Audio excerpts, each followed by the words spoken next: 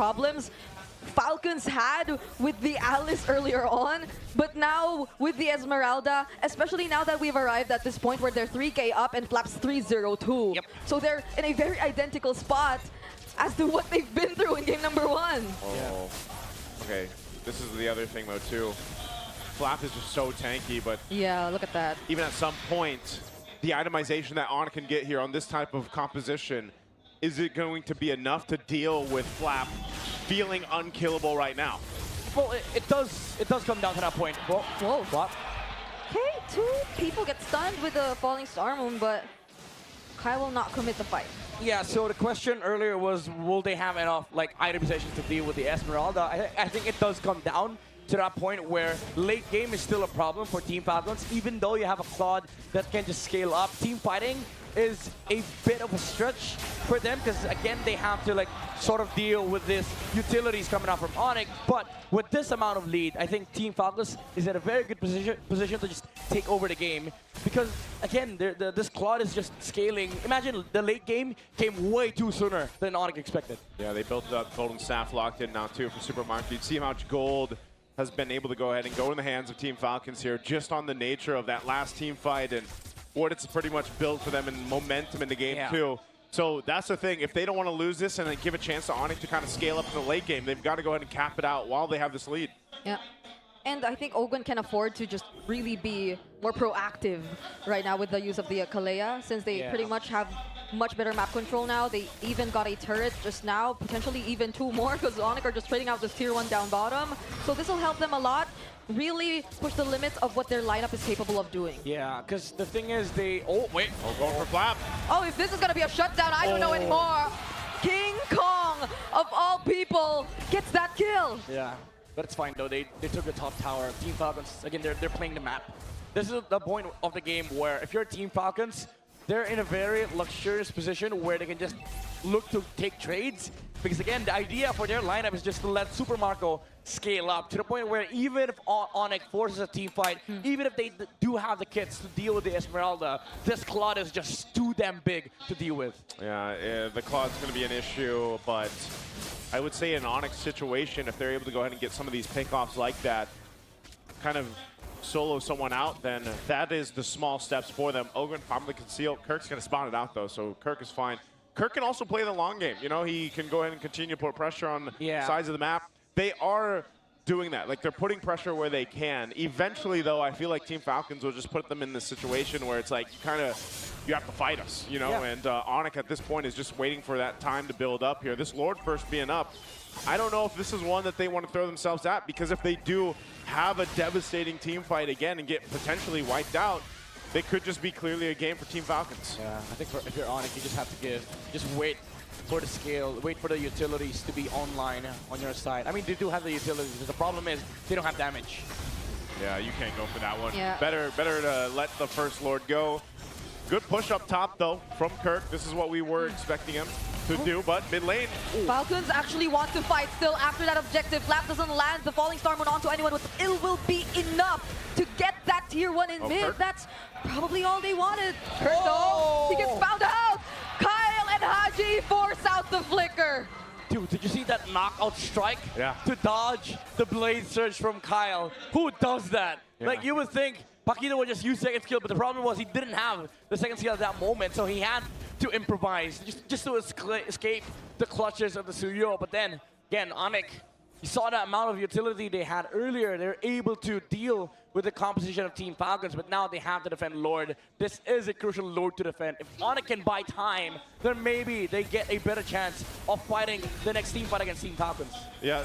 You know, I see this 5,000 gold lead, which is the majority of that is in the jungle right now for Team Falcons. So Onic across the board here isn't too far behind when it comes to lane, and that's why that threat, that potential threat of Onic turning things around is still there. That's why I'm saying Team Falcons doesn't want to let this go on too long. They will take out the tier 2 turrets. They still have this first Lord jumping into the base here. They want to defend. Okay, Glorious Pathway already laid down. The Lord gets taken care of by Onic. Falcons are not forcing a fight just yet.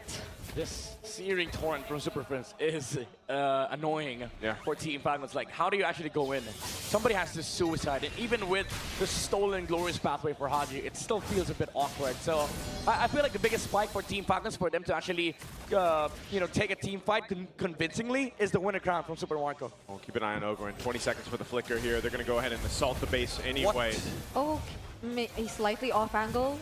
OG, glorious pathway. Yeah, it's just keeping them on their toes, you know? Nonetheless, it's still, it's the lead for Team Falcons. They get some of the shields down to work with. They're clearly stronger in the team fight. Yeah. You're looking at the itemization here too. Severo, I'd say he's ready to fight. I mean, on the Harith, this is probably the best that he can do. Look, Super Michael, he knows this as well. Like, the way to end this game is a winner crown. He's not even going for the prolific gun.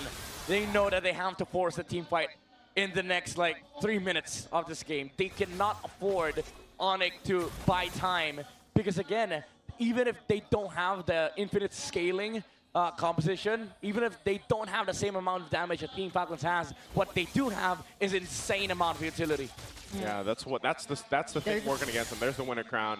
Because again, trying to get into the base here, even when let's just say we wait for this next Lord to potentially knock down some of the base turrets from Onic, Super Prince is going to be a problem. And that's what's been the difficult part is every time you try to go in and engage on Onic, the Searing Torrent, like Midnight mentioned, is such a pivotal part of that team fight.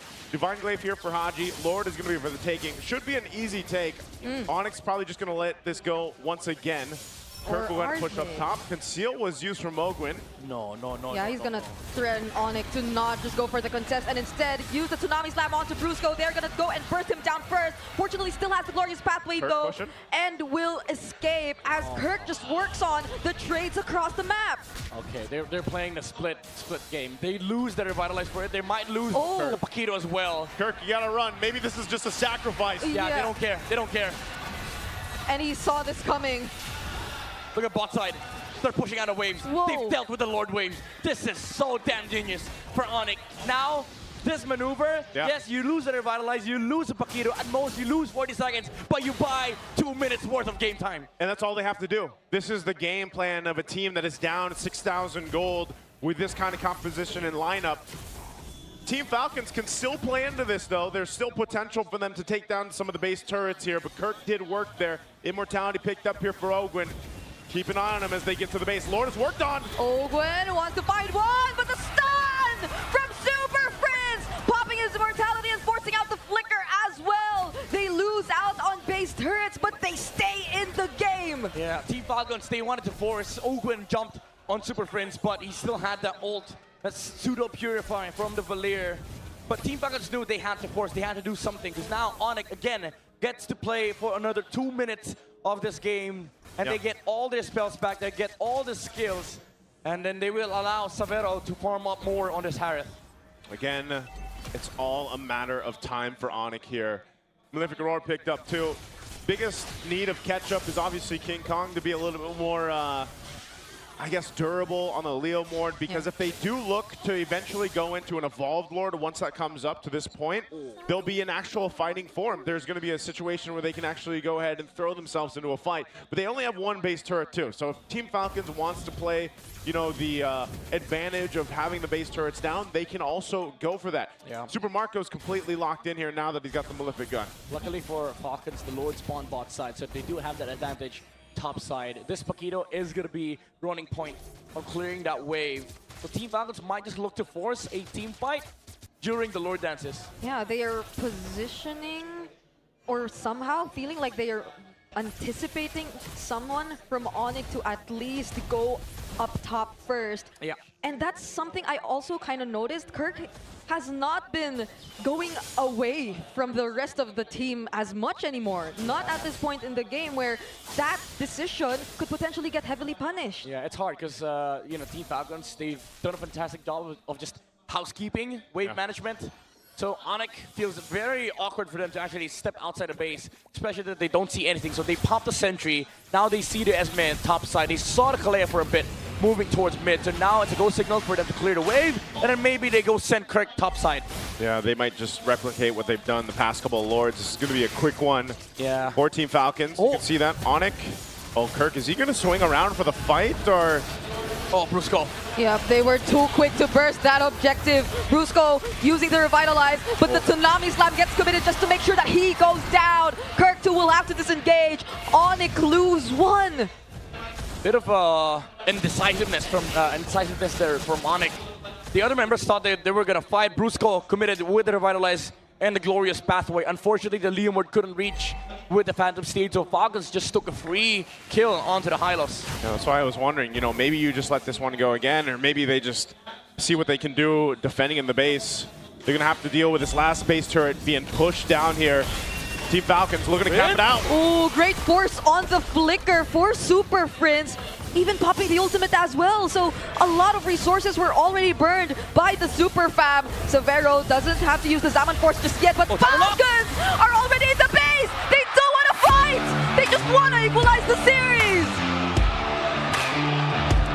Super counter for Team Falcons. They find the solution against the composition of Onic, the Esmeralda, the Filipino cannon with an explosive answer. A great answer in a game that Team Falcons needed here. Again, you know, coming through into the series, you're expecting this back and forth, and this isn't what we get now 2 games in. Team Falcons brought a composition, didn't change things too much. The Esmeralda, we questioned if this would be able to work through it. Well, the answer is yes. Flap was able to have a great performance from the start, making this Esmeralda be an obstacle that Onic couldn't get past. He was part of that front line. Haji too. Great usage from the Phantom Steed there. Super Mars, by the way, cheering on for Super Marco, man. And Marco. That's Super Mars. That's Super Mars. Cheer for Super Marco. Super Mars. And yeah, I did feel like Onic were definitely played to, or forced to play the more passive game, despite this lineup possibly being used both ways. Okay. I don't know why, by the way, I don't know why when we were seeing that draft and I had that image right there that just happened on screen in my mind. Like, what if they win and it's Flap MVP and he does like kind of a dance move and he does it? You manifested it. I manifested it. It was inevitable. It was inevitable. This guy would be doing, you know, He can impersonate any hero. We can. Yeah.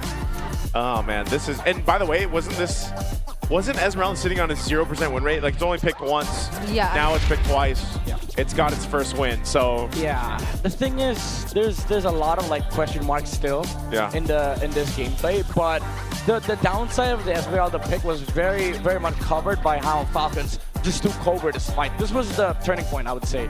Like, even after the first few aggressions from Team Falcons, that's kind of all right, because you know Onic are just waiting for, you know, timings on their lineup, especially with the items on the Harriet, the items on the Leomord.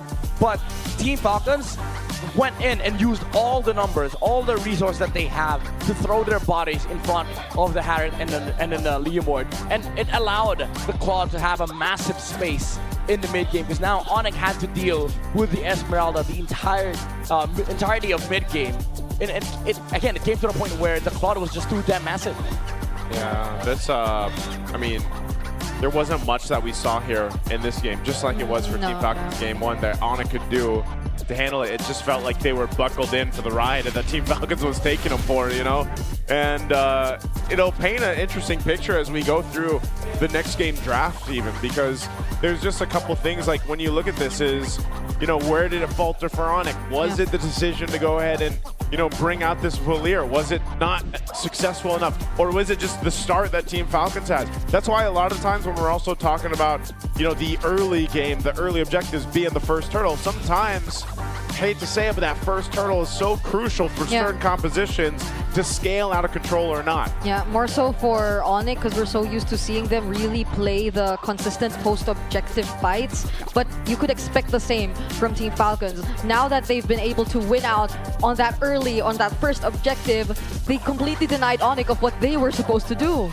Yeah, and I truly believe that Onic just lost their sights on what is important in this game, because you saw how they played Turtle 1, right? Like, I actually think that's the way to play neutral objectives. You play for punish. You don't play for the turtle. You play to punish heroes on the side of Team Falcons, so that you lessen the numbers. You allow yourself to have tempo, and then you reduce the amount of moves that they can make after taking neutral objectives. But then second turtle happened, they actually contested Team Falcons, and then it was the other way around. Team Falcons looked to punish. When they went in with a Zaman Force, Phantom Steed, they were dealt by the Esmeralda, and then they were like, okay, maybe we can fight the Esmeralda, and then came in Super Marco with the Blazing Duet on the backside, under the Zaman Force, mind you, and they didn't have enough, resources to deal with it because, they contested. Yeah. So I think it was just a big lapse of judgment on the side of Onic that they forgot what was supposed to happen in this game. Especially considering their lineup, which I feel are mostly just really ultimate dependent. So a single mistake and miscalculation when it comes to fighting out these objectives would really cost them a lot. It's just really Kirk, I guess, who can afford to be really in their face a lot of times, trying to just scout them out or even deal a bit of poke damage if he wanted to. But for the rest of the members, or even Savero wanting to join in, that's the thing. You just really have to make sure that by the time you use either your Zaman Force or your Phantom Steed, you're pretty much committed to that fight. But I think there were also a couple of times we just felt the hesitation. Yes. That one time where Brusco used the Glorious Pathway, but you don't really see Onic deciding to do the same together with him. Yeah, it was all, it makes sense. They talked about it in the draft. Esmeralda's great with, playing into all these shields, especially the Paquito. Now the Paquito's raising back up into the meta. Harith, obviously, gold lane's been gold lane, Claude Harith, nothing new there, but definitely something that can work. And Team Falcons, decisive game too. So now we got 1-1 in this best of 7. I'm happy about that, but we might have to call some backup here. Good thing I have my trusty Infinix GT50 Pro. Let me call the host here. Let me see. Hello? Hello? Somebody speak English over there? Yes, hello? Hello? Yes. Denise. Nasabi sa akin na may sorpresa daw sa screen. At kailangan din natin isama yung mga super fans kung ano nga bang makikita nating surprise. Okay. Let's take a look at our screen.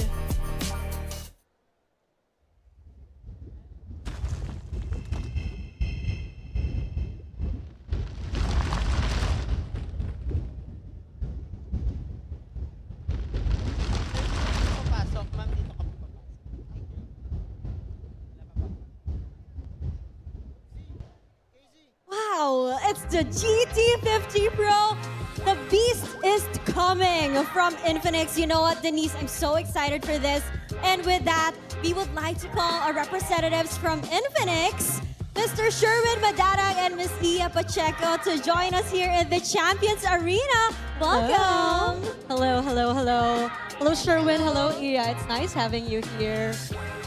How's your experience in the Champions Arena? We can really feel the heat. Parang kailangan ng something na pampalamig. Ayun, parang dala nyo na nga yung pampalamig, no? And I want to ask Miss Iya, we already know that Infinix has been a strong force in the gaming industry. And like what we have shown on the screen, what makes Infinix the true game changer? Not just for the pro scene, but for the casual gamers as well, specifically the GT50 Pro. Yes, ever since we introduced the GT series, we've seen incredible support from our gamers and pro players that are here today. And that's what drives us to keep on innovating. And at Infinix, we ensure that every upgrade that we do really fits the gaming lifestyle of our users. Kaya naman we're very excited to officially launch and unleash the liquid cooling beast that is the GT50 Pro on June 10 here in the Philippines. And the biggest update and also the biggest feature of the phone is that it has an HydroFlow liquid cooling technology. Kaya naman it keeps the phone cool while you play, so you experience no lags, no overheating, and no frame drops. I'm so excited. Yes. Kaya pala lagi nating binabanggit that it has a liquid cooling effect. Perfect for esports players. Now, Miss Iya, you've talked about innovation, you've talked about expansion. Can we expect the Infinix GT series to expand further, and how good is that for the players? Yes, actually the GT50 Pro is just the beginning because yes, we are expanding our GT series to include wearables like the one you see here, the GT Watch 5 Pro. And if you pair it with the GT50 Pro, it acts like a secondary display so you can monitor your notifications and even your heart rate. It also has a long-lasting battery, So, this is the perfect combo talaga for gamers. I'm sold. I'm sold. So advanced and it fits your lifestyle as well. Makita mo yung mga kailangan mo talagang makita like the heart rate monitoring, yung din nakita natin with our players. And Sir Sherwin, we want to know how can our buyers get this Infinix GT50 Pro and the rest of the GT series? No, we really can't wait to unleash the liquid cooling beast. The new GT50 Pro will be launched this June 10, but we have an early exclusive deals for those who can't wait anymore. For online, you just have to visit the Infinix TikTok shop and get up to 30% off discounts during the MPL playoffs exclusive payday sale. For offline naman, you just have to visit any Infinix stores nationwide for you to enjoy all the gifts and promos discounts worth up to 11,999. Oh. And syempre, hindi naman natin pwede kalimutan, for all the MPL fans here in the arena, you just have to visit our Infinix booth outside for you to get the exclusive GT jacket. And we have a bonus because we're giving away for the first 10 customers who will pre-order only for today, we're giving you free MPL Grand Finals ticket. Oh my gosh! So sa mga gusto makakuha ng Grand Finals ticket, and not just that, sa mga gustong makakuha ng early discounts, visit na kayo sa ating MPL Festival. Alam mo, Denise, I would have to check that out later on. Yes, at sino bang may ayaw manood ng Grand Finals tomorrow? Thank you to Infinix. But I want to hear your thoughts, Sherwin, because for the longest time, Infinix and MPL have been partners for so many seasons. So how does it feel that you guys are playing this major role of empowering our esports players? You know, it's been a beautiful journey for us in Infinix because through MPL, it allows us to continue our commitment to the gaming community because it allows us to empower our Filipino talents. We're able to give them a platform where they can grow, compete, and succeed. And I think that's one of the main objectives of Infinix as a brand is to develop high-performing gaming devices, just like the GT series, for us to give them the ultimate gaming experience. And I think it's it makes us happy that we see our local talents not only thrive here in the Philippines, but also locally. And we're happy and proud to be part of something as big as that. I'm happy to hear that. Thank you so much for supporting local gamers, Filipino gamers, at alam naman natin na nagtathrive tayo even worldwide. Thank you so much, Iya and Sherwin, for being with us today. And sana na-excite din ang ating mga super fans sa mga narinig nila. Palakpakan naman natin ang Infinix! And with that, ito-throw na muna natin sa ating panel. At pwede niyo ba kaming sabayan? When we say lakas ng Pinas, sabay-sabay nating sabihin na palag na to. Okay? Lakas ng Pinas! Palag na to!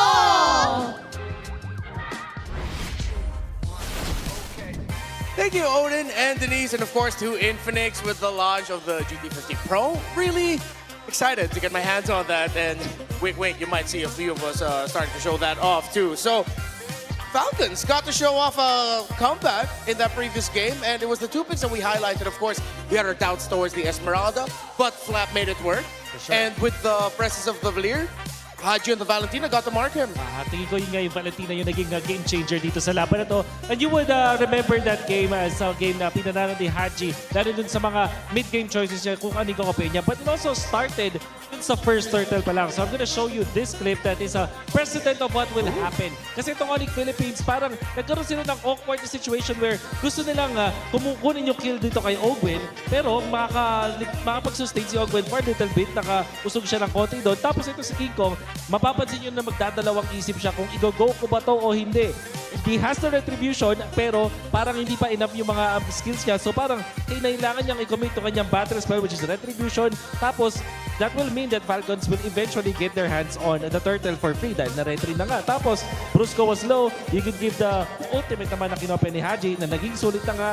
Eventually, Flap will get the kill, but this is the start of the snowball na makita natin mula sa Falcons. So it all started with that awkward spot na nilagay ng Falcons itong si Kinko that eventually snowballed because Haji was able to just control and pilot this Valentina like a boss. And this is why Valentina for Haji has been his best pick, and Haji is statistically the best Valentina so far in MPL Philippines 17, at least for majority of the stats in the regular season. And you can expect that if there are heroes such as Lapu-Lapu or the Leomord, the Valentina loves cosplaying as those two.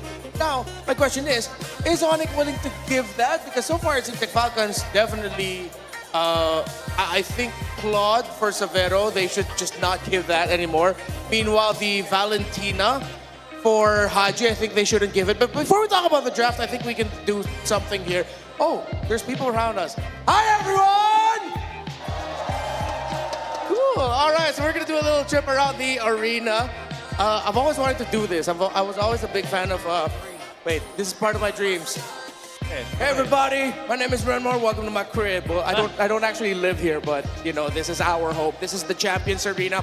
All the way up until the end, you see our fans. We're actually here on the Falcon side. Wolf, you can go ahead, sir. You Okay, go ahead. okay, all right. So, hello. Guys, this is your moment. Time to show off. Show off. Say hi to the crowd right now. Everybody, as we pass by with the camera, wave and make some noise.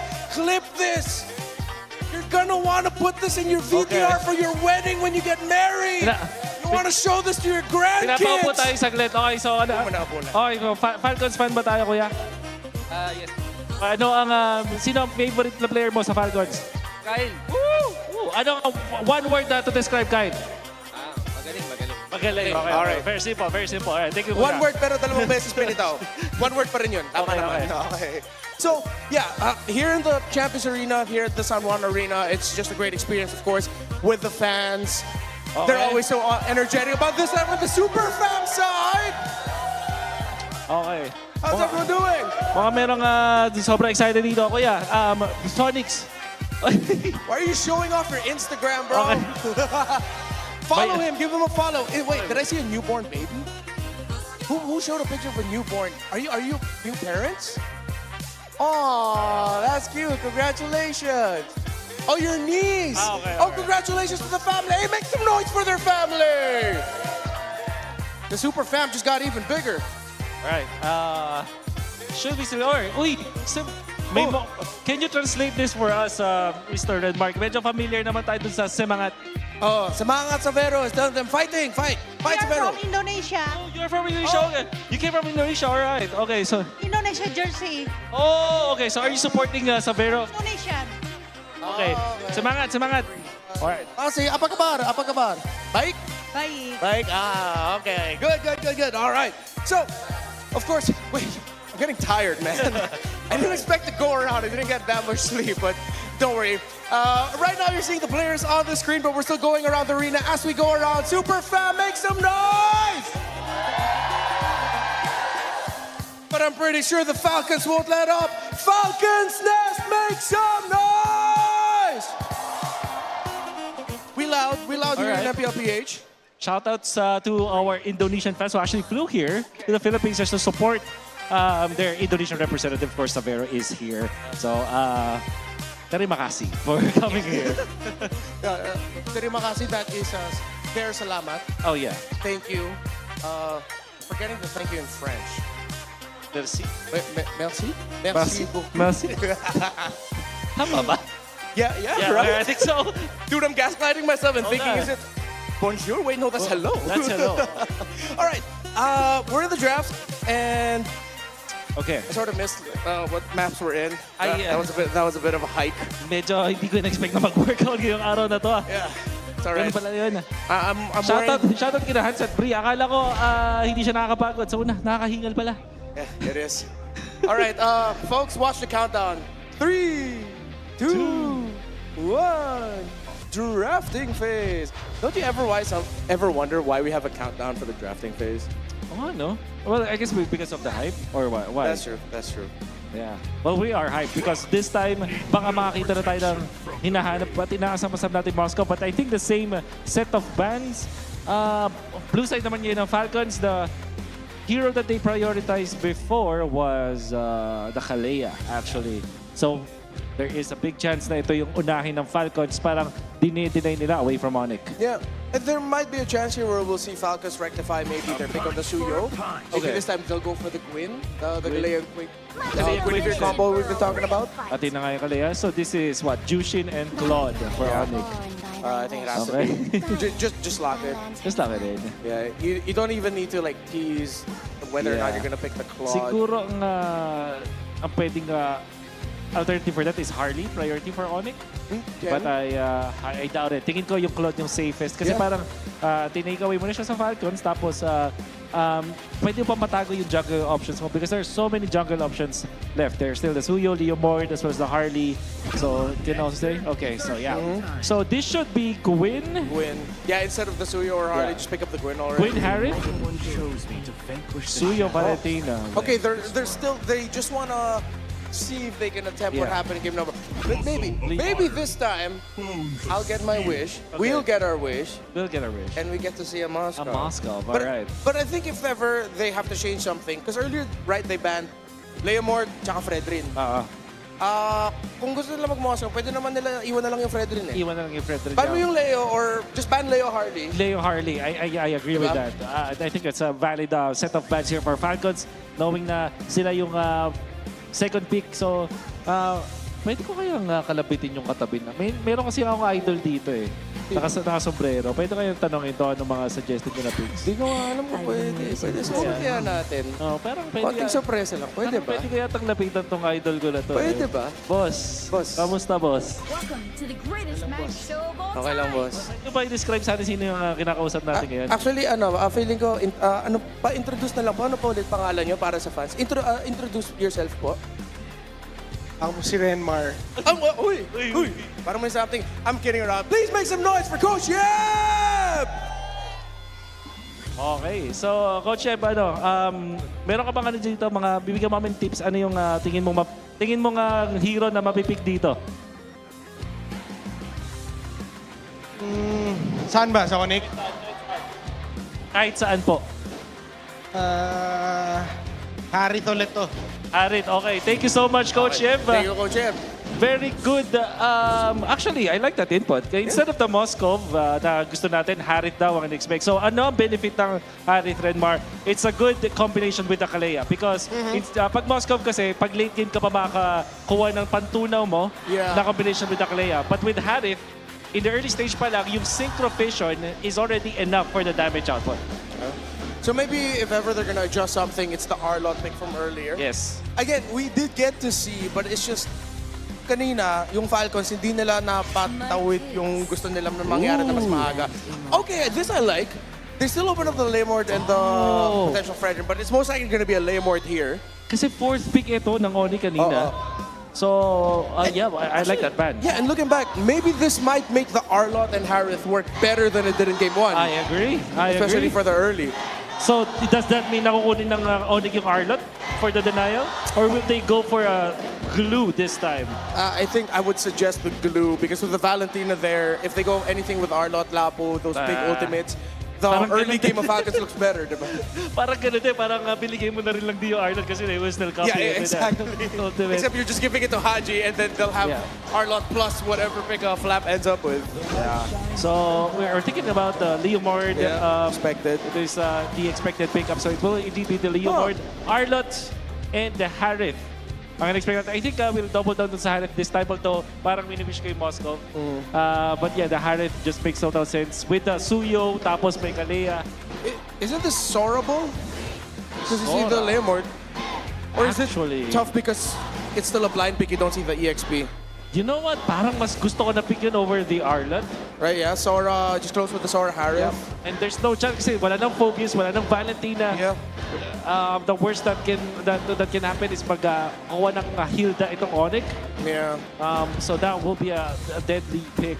And Sora plus the Kalea, parang sobrang taas ng damage output and the crowd control to get out from those two heroes. A lot of crowd control available for you. What's it gonna be? Okay. It's the Rizla. Ayun And na. they finally get the Moskov! There's no chance for a Luyi. And Onic maybe ang best option dito is something like a Benedetta para meron kang pang split push. The Paquito being banned means na parang wala ka ng ibang hero na pwedeng counterin yung split push coming out from the Moscow.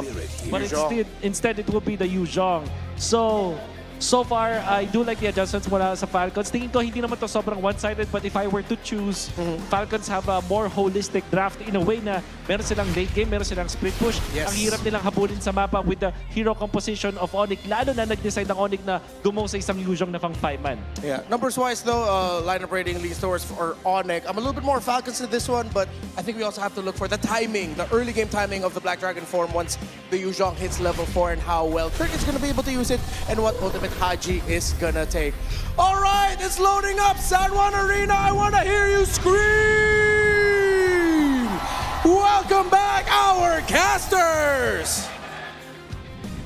Here we go, jumping into game 3. I'll tell you what, if you guys missed the first 2 games, game 1, heavily in favor of one side. Game 2, heavily in favor of one other side. Now, I'll say this, we need a back and forth here for game 3. And I think the draft, I was a little worried. I'll share my sentiments here. I was a little worried when we were getting through the first phase. Yeah. Dude, when I saw the Alice, I was like, thank God. Thank God they removed Alice. There have been changes, to say the least. Even our panelists have rejoiced over the Moscow choice here by Team Falcons because it felt like something that wasn't part of their options for the past few games, but now they finally pick it up. Which is good because now we have 2 comps that actually contradict each other. You have a full engaged comp from Onic with a Gatot, Claude, Leomord, Yuzhong, and then you have a sort of like slow and steady setup with the Moscow split push in the late game. Yeah, this is one of the cases that we were looking for from one game to another so far, but again, this could be part of the plan, you know, for both teams going through a best of 7. You're now evening it out, you're bringing it down to this, you bring these compositions that actually counterplay into each other. And what we were saying were, you know, Whoa! It must have been, or almost could have been, a solo kill right there. It must have been a win. Yeah, I was supposed to say the win, but you know, Must have been the win. I can't consider that a win. That literally happened. Everything happened in front of our eyes. So no, bring it on. What? It must have been the body of Smith. Oh. It is. Passive. It is actually the body of Smith. It's the bat. It must have been that bod, right? Because that's why he survived.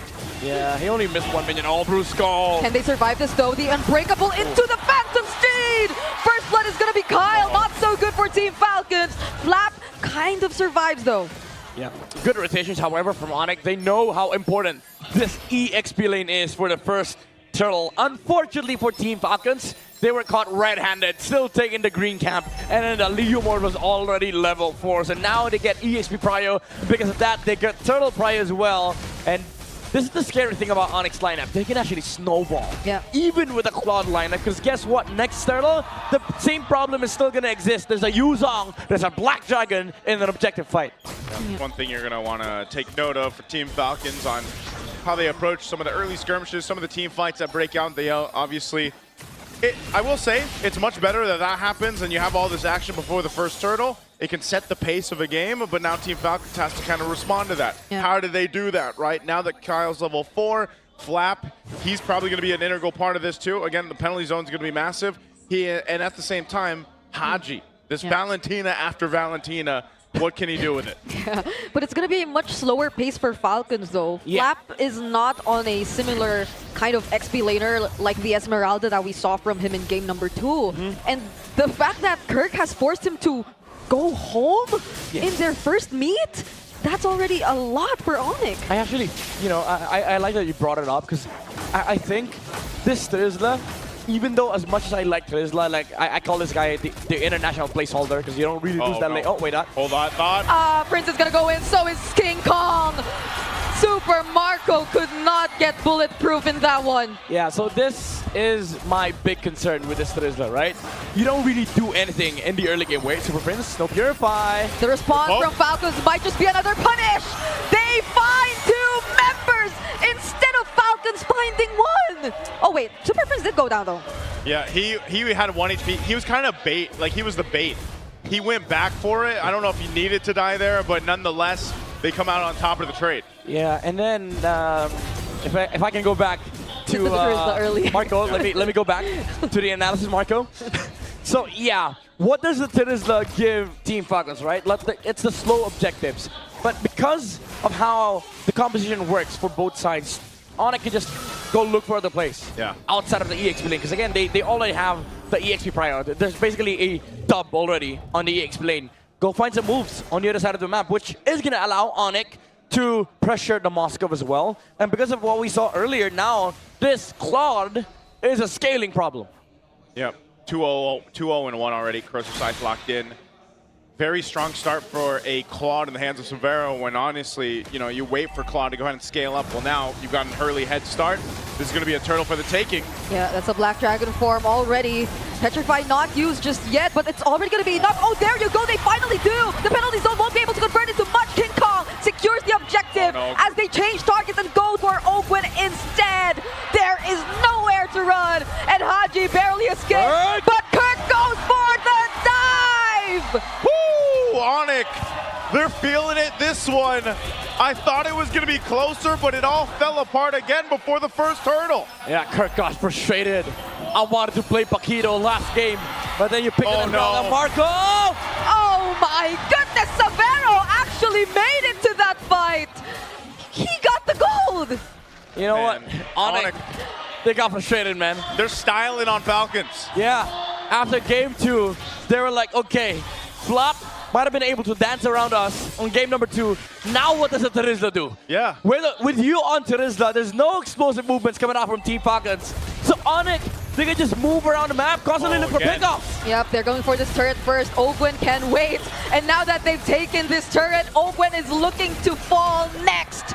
Kyle, Flap, and Super Marco will be here, but Onic, that's all they wanted to take. This feels like Team Falcons just can't keep up with the Onic Flash is what we called it, you know, when they went through that sweep too. And it's just, they're everywhere they need to be at the right time, and Team Falcons lineup is moving a little bit slow to respond against Onic. And it's not really their fault, because their lineup has to check for a lot of things, right? Number 1, where's the Leomord?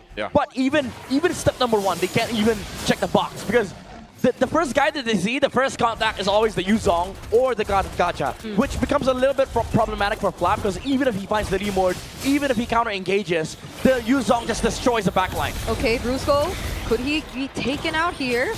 Won't even use the AOG. He's just going to stand in front of everyone from Falcons, and I agree. Even that one moment where we saw Flap potentially might find an angle, they were just like waiting for him. They were forcing him to use the penalty zone, but then he still goes down. And there's no follow-up, right? Because again, Kirk is just on the backside, dealing with the other damage dealers on the side of Team Falcons. Again, look at this. No first contact for Team Falcons. Who do you jump if you're Flap? Who do you use the penalty zone on? Yeah, this is one of the things though too. You know, he just got the War Axe locked in. He's about 1,000 gold behind Kirk. And Kirk has had a hell of a game already so far throughout this Yuzhong. And even if he's not getting a bunch of kills, it's just the threat of the Dragon form, and they're doing this for the purple buff. So Team Falcons, that's a Tsunami Slam committed, but Ogwen nearly went down yet again. A stun from Kyle, but it forces out the third fight from Severo, and Kirk! He finds the kill on Flap! Oh, even with the jump, even with the first engage, they cannot deal with his overwhelming frontline survivability of Onic. Kirk though, okay. It's gonna be a trade for Falcons, and they hold on to their tier 2 in mid. All right, both XP laners go down. That's a trade. I don't know if that needed to happen, but it did, and it's a kill for Team Falcons. Yeah, I mean, they overstayed a bit on the side of Team for Onic Philippines, but I don't think they're gonna be sad about it, because look at Severo. He's level 10 against the level 8 of Super Marco on the Moscow. 2K almost 2K on a gold lead. And nearing the Trinity as well on the Claude. This next Lord fight is going to be a big challenge for Team Falcons. Yep, looks like Prince is going into that Sky Piercer as well for his next item. This is what we saw him do previously, you know. Gets the utility that a Glowing Wand also provides him, and that's enough to make it work and be successful. Fight for the buff. Tsunami Slam and penalty zone get used on Brusco, but was that the right choice? Onic are just prepared to fight back, even under the turn, because Severo's going in! Blazing duet! And they're just pushed back to their base, because Onic is just in their face! Oh, Prince! He got one more! Don't give this guy the juice shit anymore. He also just got the Sky Piercer. Yeah, and guess what? Almost same draft from game number 1. Yeah. Same outcome. And Kirk again, what a counter engage. It feels like there's no answer from Team Falcons. This Yuzong last pick is just destroying all reinforcements from Team Falcons. How do you follow up with the Tsunami Slam when there's a big black dragon destroying your back line? Hey man, you gotta watch out for those dragons from Kirk and anybody else. It's just so threatening to deal with, and now Lord is secured. Wow. Yeah, they barely got any turrets too. They just got one tier 1 up top, and that's about it. It's not even a lineup you could also really just convincingly get out of your base with this kind of lead that already exists between you and Onic. I mean, they do have Super Marco, but it feels like you need Super Marco to get online. Oh, wait. Okay, Purify at least.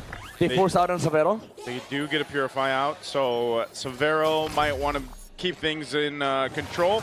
Doesn't have a defensive item just yet, but they do have free reign to go ahead and knock down some of these base turrets of Team Falcons. They get it low enough. Lord's going to be walking in. Oh, not looking good for Flap. Uses the penalty zone to escape. But the Sky Piercer and the AOG just blocks off their exit once more. They get to dodge the Petrify from Kirk, but Onic are in the base.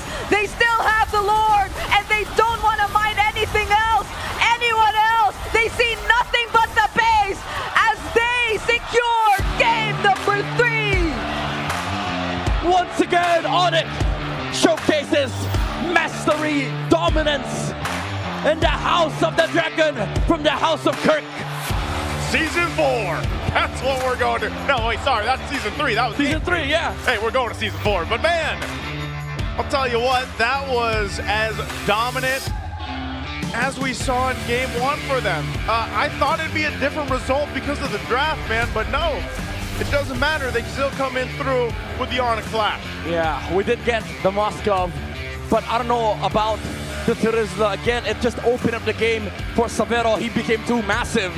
Same story as in game number 1, and Kirk again on this Yuzong just completely dismantling the front lines, allowing the Claw to just free hit Severo as well. So active with the blazing duets, even sometimes diving the backline alongside the Yuzong, which gives a lot of space and a lot of playing room for the Super family. Yeah, I swear this last pick Yuzong changed so much of what we expected to happen in this game. Yeah, this is, I like to see it too.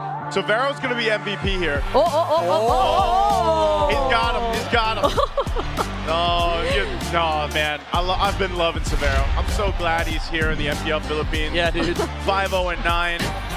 This guy. While keeping the pace. He always does. That's what. So it's like a little thing that I just noticed with Severo. Like every time he gets MVP or every time he has this moment with the camera, it's like you see him smile and be really happy, but then he like goes back to serious. It's so, I don't know, it's just so warming to see. Yeah. I feel like he's really set into the Super Fam kind of environment and culture there. It's a good character, right? Like you get that outside of the game and inside the game. Yeah. Guess what? He plays the same way in game. He smiles, okay, I join team fight, and I go back to farming. I go back to brushing wave. I go back to split pushing, and then I see a team fight again. Let me smile, blazing do it, and then I go back. He's a very chill guy. Because that's his default. That's his default pace. Yeah. I love it, man. All season long, I've noticed that, and I'm just like, man, that makes me so happy to see. It also just makes me happy to see him, perform like this, get to a point where he's like, because every single time a Claude is picked up, and the reason why Claude is so dominant throughout our picks and the draft is because Claude scales up really well. Well, hell, when you start early like this, it doesn't really matter. I mean, you're still going to scale up, but you just hit that timing way faster here. And also, I would say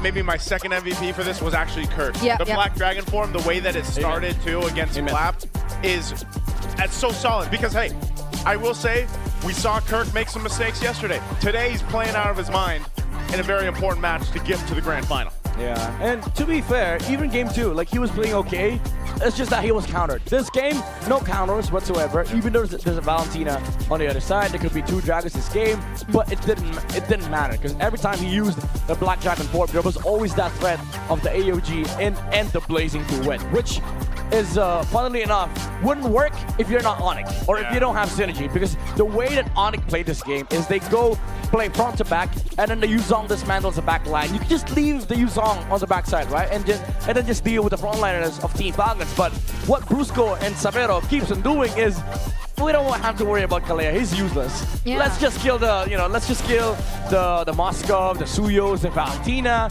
And because of that, there's no other way for Team Falcons to actually follow up with the engage from top, which also made the game awkward for the Rizla. Because again, when do you actually use the penalty zone? Yeah, that's the thing. I feel like before we got into the game, both drafts were relatively honest. Yeah. Like you knew that they would most likely go for that front-to-back approach nonetheless, but Same picks we've seen. yeah, it's almost the same picks as well for Falcons, but This is a 10 and 35, by the way. that's the thing. Like we barely, like, they just had what, 1 Lord? Yeah, this is why I'm saying this is the Onic Flash, man. Yeah. Season 14. House of Kirk. What is going on? And that's the last time they met too. Imagine that. Oh, in the In the playoffs. The playoffs, yeah. damn. This is so, I mean, now it's weird because 3 games in a row we've had very one-sided games. Yeah. And this is so different also just from what we saw yesterday. One good note for Team Falcons, I guess, moving forward in the series. This Zushin Claude, a big no-no. Yeah, right? yeah. Especially the Jushin, I would say. Yeah. Yep. No, just And maybe, wait, isn't that back-to-back-to-back games for Ogun on the Kalea? Or no? Yes. yes. Thinking right? Yeah. The second one won, but the first and third did not. Yeah, but it's not because of the Kalea. It's not. It's because of the Esme. Yeah, the Esmeralda. And also Super Mario flickering in. Yeah. And it's always been the Kalea balance.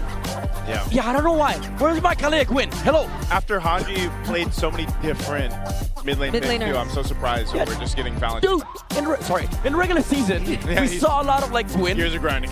Kalea, and Farsa Yep. from Team Falcons. That's why I love them. Like they just knew how to build comps, right? And coming direct to playoff, they go play Kalea Guinevere, Kalea Valentina into nothing. Hey, Hey. To be fair, I think there was an attempt from Falcons to be just as creative in their opening match in the playoffs too. That's true. That's true, yeah. But You know. that's the problem. Like whatever they've been trying hasn't been working as much, and they're not really sticking to what has worked towards them. Yeah. Midnight, I'm going to give you this. Okay, This is sure. Thank you, sir. from Sip. Because Thank you.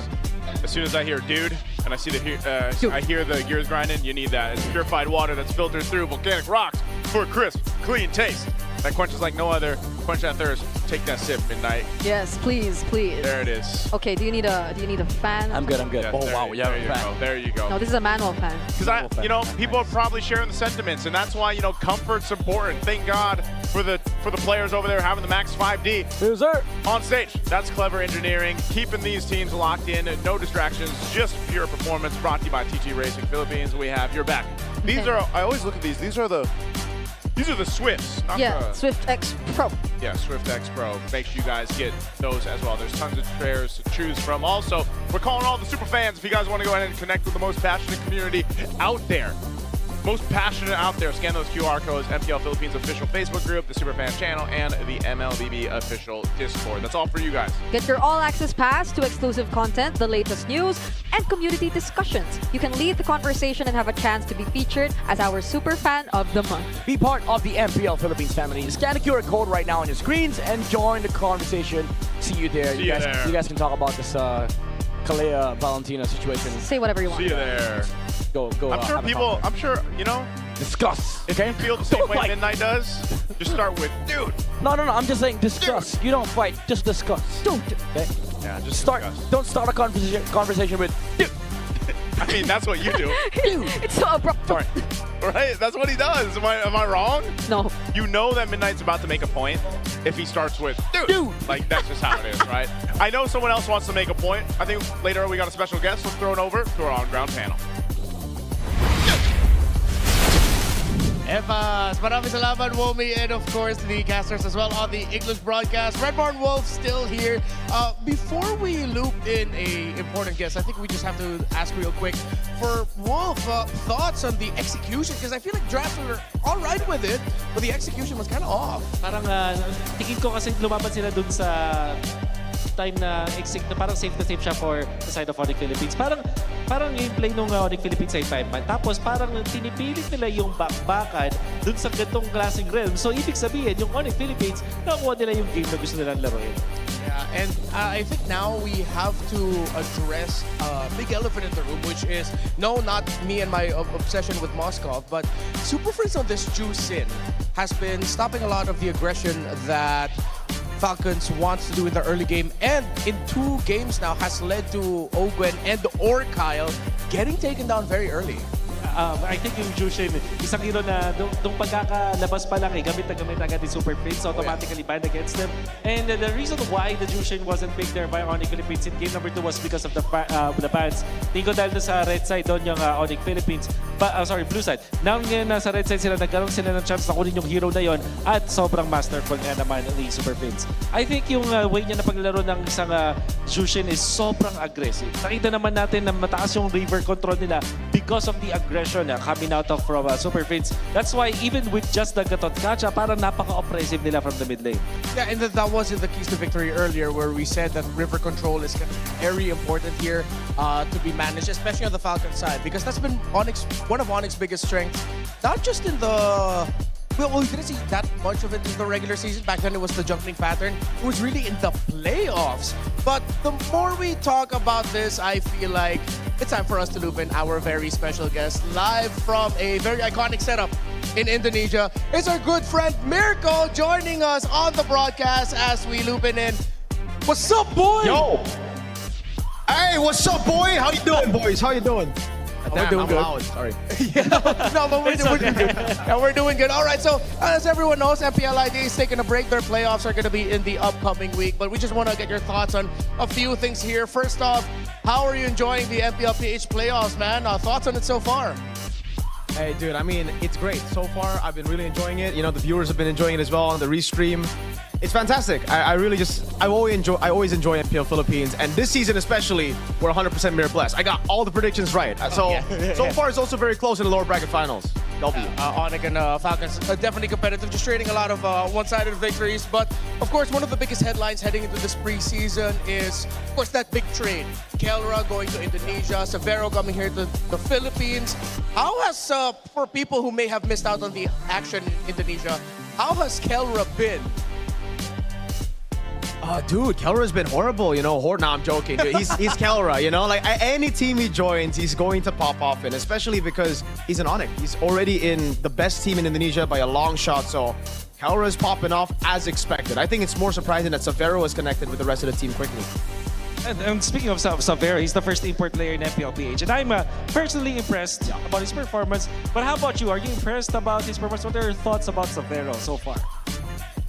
Oh, dude, I'm very impressed. I wanted to make a joke, but no, seriously, this guy is special. Like, he's very, very good. Even in Season 15, when he debuted, we were hyping him up so much. We were talking about his potential. But unfortunately, in Season 16, right, Onic ID decided to go for a ready gold laner. A gold laner who was already matured, who was already complete, and that's why they got Skylar.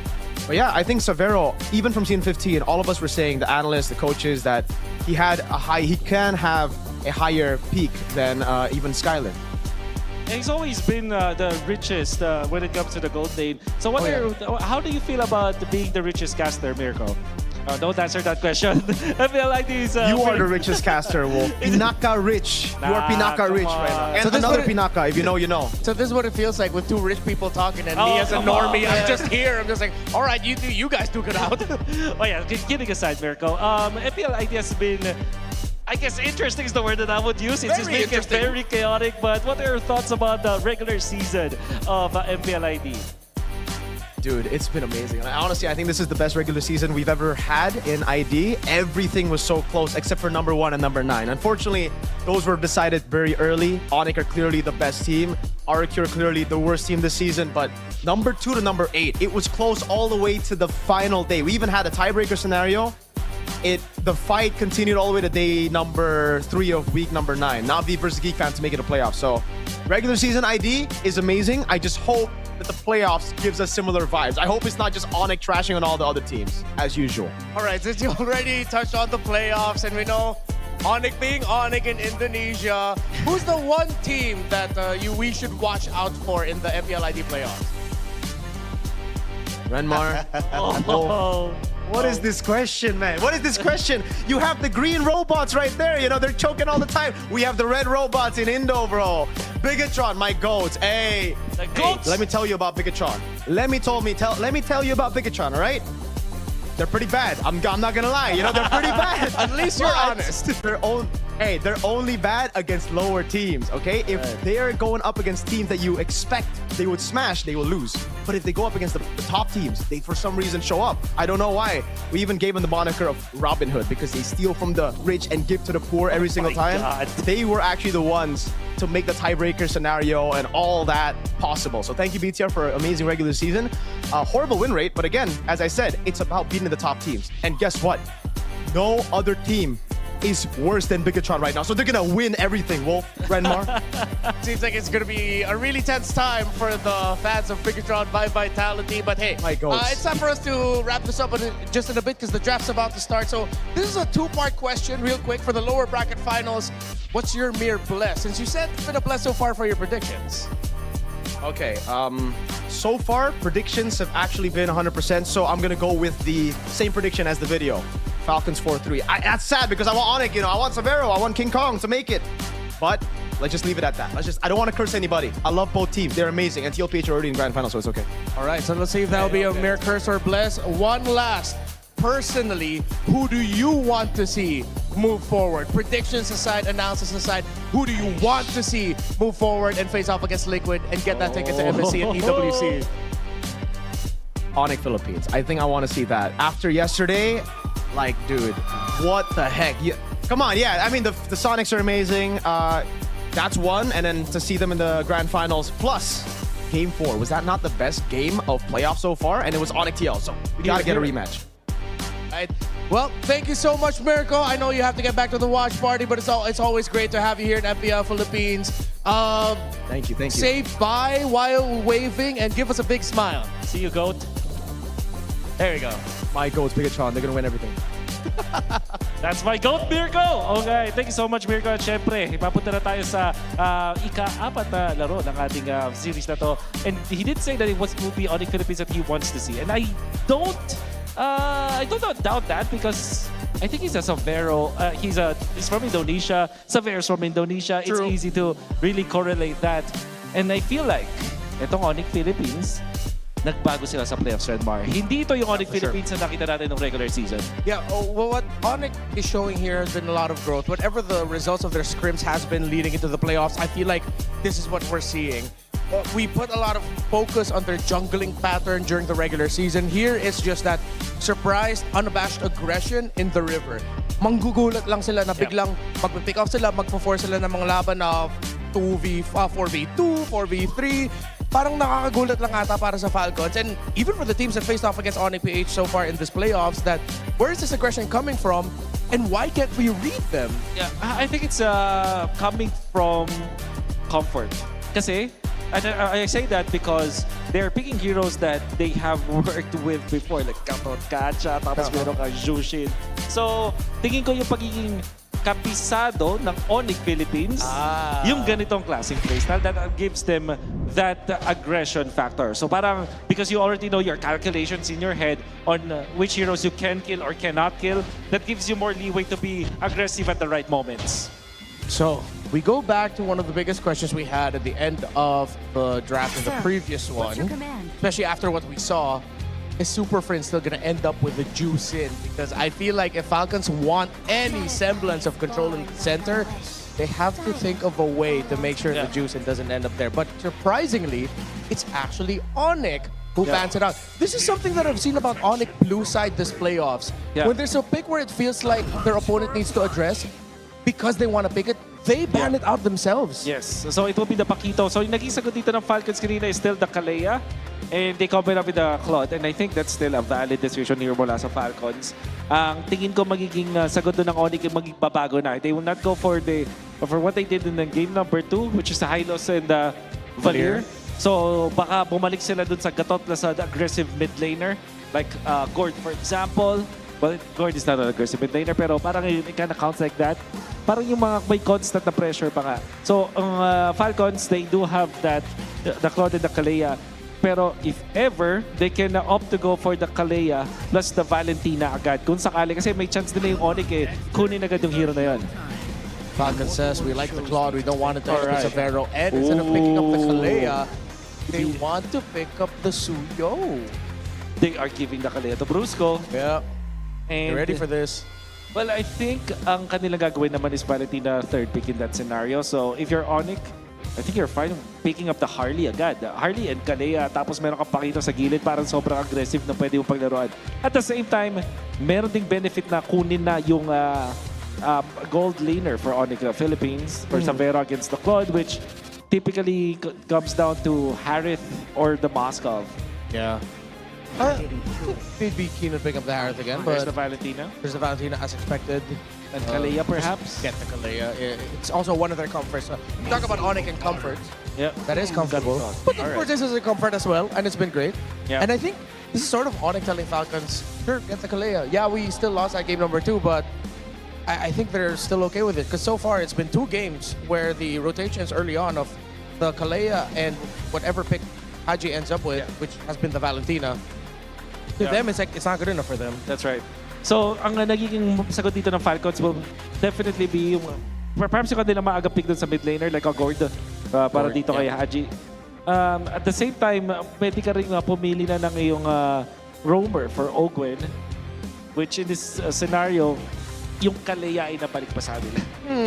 Falcons on the red side. I wonder if there's any chance that they're considering a Zetian a little bit later on. Maaga pick dito sa isang Esmeralda. Ang pinaka-proud pa lang sila sa kanila dito is just the Paquito. Paquito has a lot of shields, so it makes sense. However, wala pa siyang directly kina-counter dito apart from that. What Onic can do is to shift their focus. Hindi na sila mag-Harith in this scenario. Siguro, best na pwede gawin din ng Falcons, magbaan ng Moskov, magbaan ng Clint, so that Onic Philippines will be forced to pick up Harith or a weaker na gold laner. Here's the thing, though. I think there's a realm that maybe we'll see Severo get a YSS here. And that's why I was thinking maybe Falcons would want to consider Azetian at 4. Because Yisun Shin, as we've seen Onic do in the past, if ever they're up against a Claude, he'll really hold on to the turtle boat toss of the Mountain Shocker. So, that is Yisun Chin and perhaps a semi-fighter din na roamer, na jungler. Like Fredrin or Guinevere and Leomord, that's right. Pero kasi may pataas chance maban yung Leomord ng Falcons. Whereas Onic, ang kanilang pwedeng iban ngayon is their mid roamer options. In this case, it's going to be the Hylos. Probably Hilda na isang Kalea pa na iban na dito ng Onic. Yeah. Oh, seems like Onic has such a really good pool of heroes that so far Falcons hasn't really been able to answer that.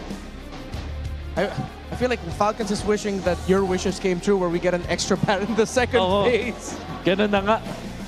That would be great. Nahihirapan nata sila eh. Yeah. Leomord, potentially the man para sa Falcons. Yeah. It is indeed going to be the Leomord. So, Onic, parang may language na dito na nasabi sa atin na willing silang ibigay yung Kalea. But I think pwede pa rin namang ban yun. Apart from the Kalea, yung glue ay potentially din ay pwedeng iban dito ng Onic Philippines that could be played in the roam role as well. Yeah. It's a safe pick din. Yeah, and so far this season, Glue has been mainly a roamer. Not really an EXP laner anymore. But hey, you also mentioned the Hilda as one of the bans. Okay. Onic. Falcons at red 4, either they show their mid or they show their roam. Yeah. May option sila na kumuha ng isang Kimi para safe, but the Gord seems like a valid option din dito para kay Haji.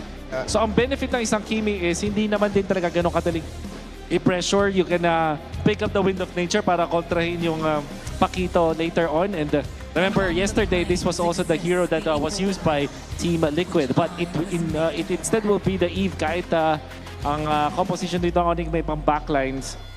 So now, you're looking for Savero hero na pang late game against this YSS? If they do go for the YSS na so far 100% win rate pa rin. Undefeated. Yep, undefeated. Ang combo nun is isang parang Leomord-ish kind of jungler. So Nolan siguro or a Guinevere. Okay, let's see what Onyx gonna end up with. Lots of potential options. As you also mentioned the Clint earlier, and I think that's what Falcons is looking at. Oh, the Lance! Okay, taking a page from Ryzen and Carl Teasy's book. So Lance had it? And the Moskov. All right. If you are Falcons, you're gonna be looking for good catch.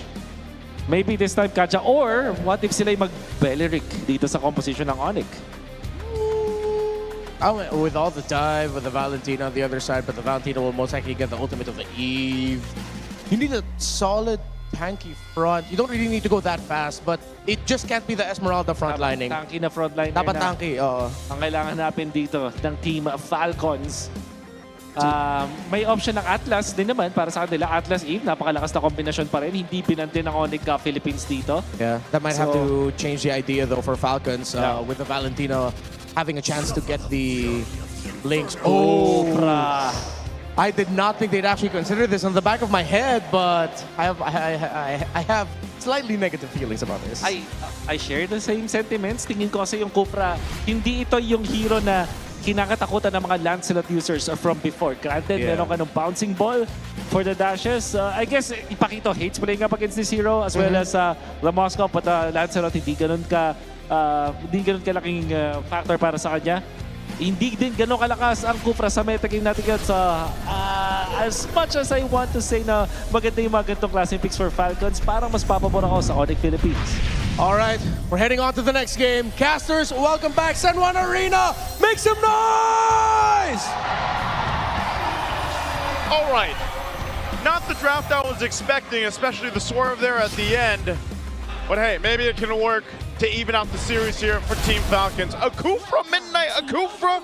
Yeah, they dove too deep here on the side of Team Falcons. Like, I have a preview of like the top 5 best roamers that they could have picked up. It's the Kalea, the Khalid, the Glucho, and Kaja. We went past the glue and then went straight to Kaja. What list are we? Where's the Kufra sit there? Kufra's sitting at top 10. Okay. Like, literally right at the edge. It's really for what? The Lancelot mostly? Yeah. The thing is, even though I do agree with Wolf, like there's a lot of like downsides with picking up this Kufra, but I do think having this tank in the front line with the Esmeralda that opens up the map, you are kind of okay just getting counter engaged on the roam.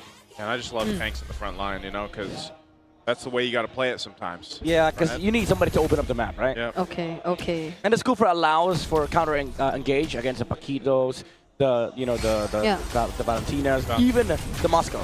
Okay.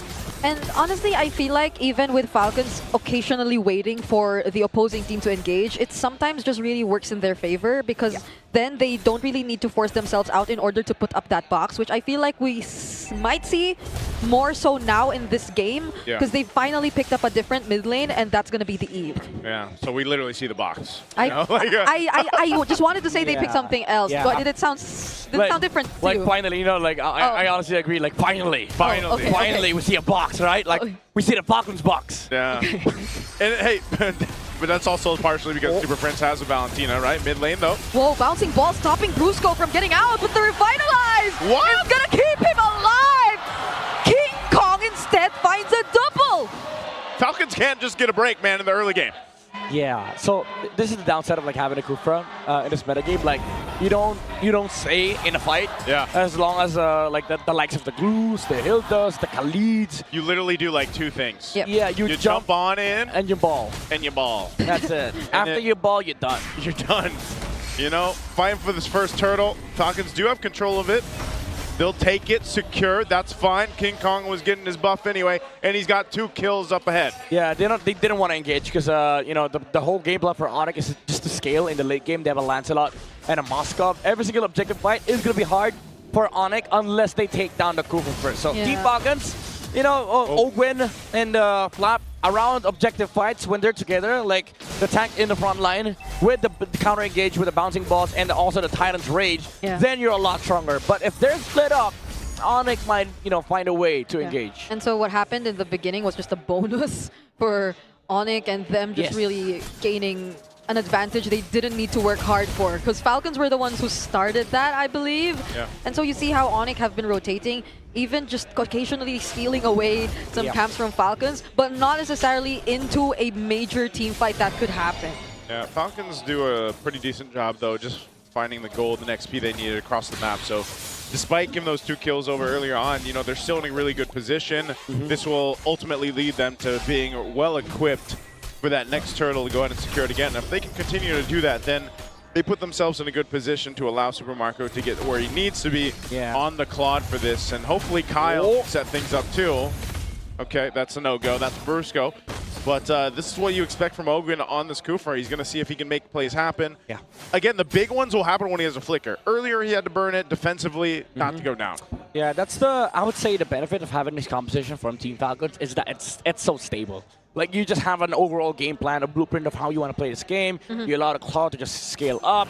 Team fights are very, very methodical. Esmeralda opens up the game, and then the Kufra goes for a re-engage. All the while you have Onic. This is classic Onic, by the way. The risky composition where mechanics is everything. Like, the Lancelot has to find good angles against the Kufra. And then, Savero, very sound Moscow player, has to be really profound with his dashes. And then you can also have that amazing steal from a Valentina, where if you get a Titan's ratio on Team Falcons, then maybe you get to outplay them. That's the other thing we haven't talked about too much of, and this popped up even yesterday. You know, Savero, this Moskov is his hero so far. I mean, some of the most crazy plays he's been able to make throughout MPL Philippines Season 17 has been on the Moskov, and you see glimpses of that, so that's always something to take in consideration. Team Falcons starting up the second turtle, fighting for control. Kirk flickering out.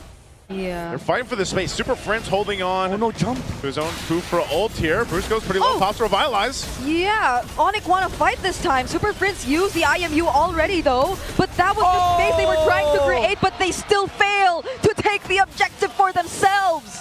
Retry from Kyle on the Suyo, not even hitting the turtle, and that actually has an advantage because, you know, your Retry is much bigger compared to the enemy jungler, so Falcons played that chill. Even though it looked like Onic was going to outplay them, they played it stable. Again, it's just a blueprint gameplay from Team Falcons. Yeah, they continue to do that for now.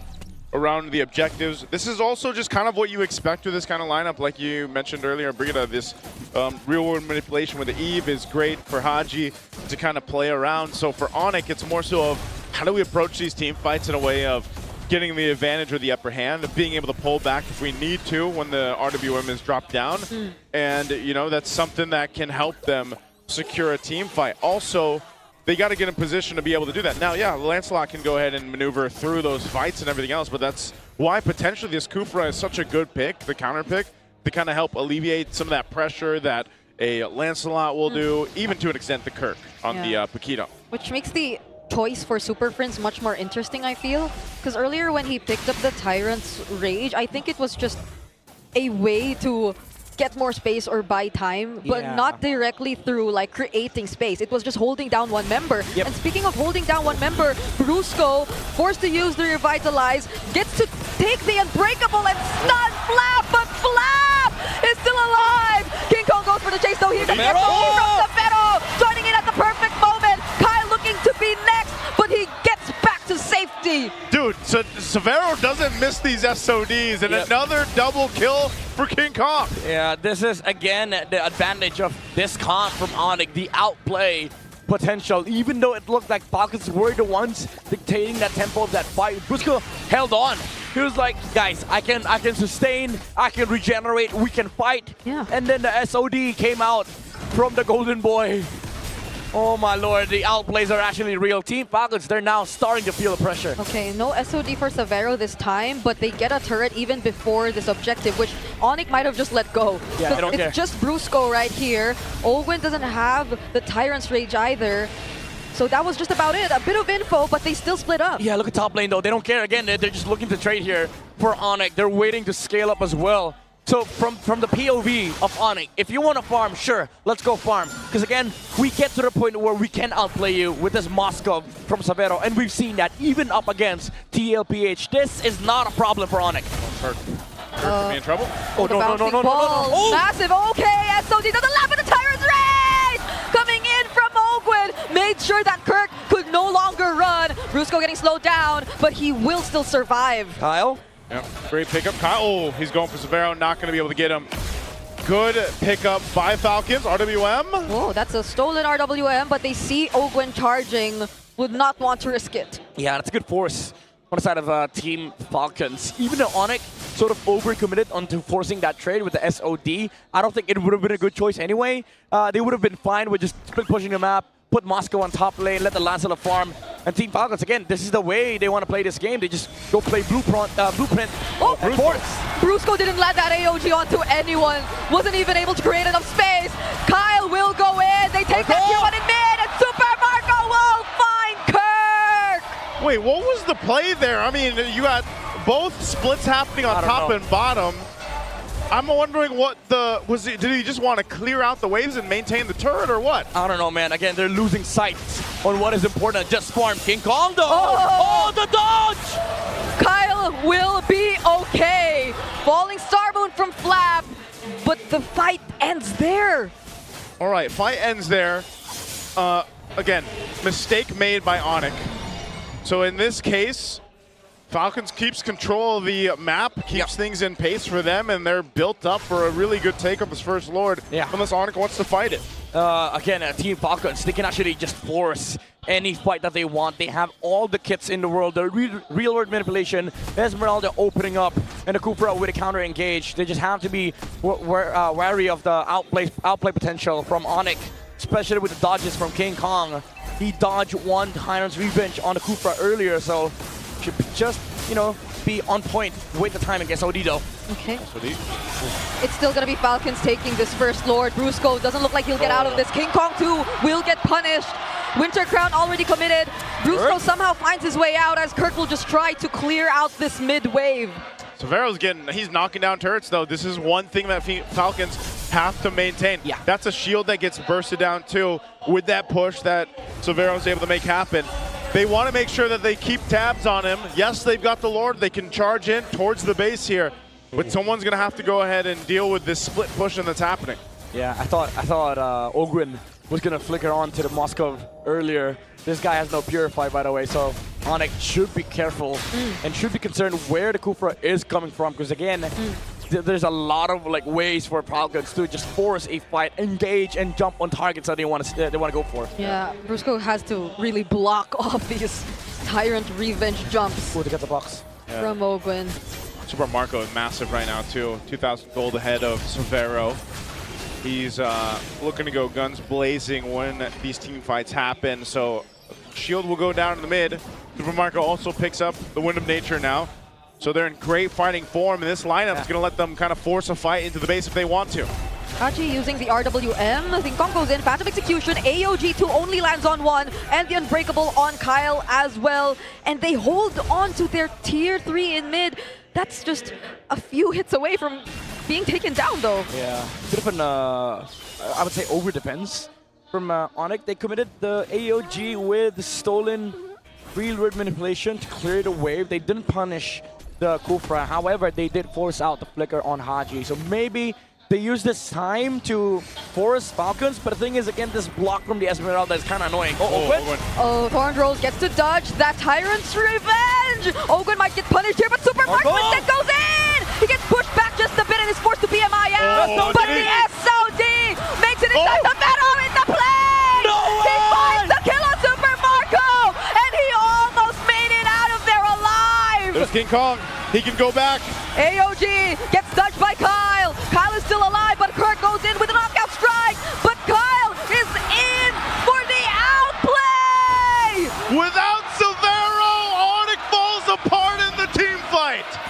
Oh, King Kong! Touches it with the Thorn Rose. But it's King Kong all alone. Super Friends will make it though, but they'll probably lose all. Or this second base turret down bot. Oh my lord.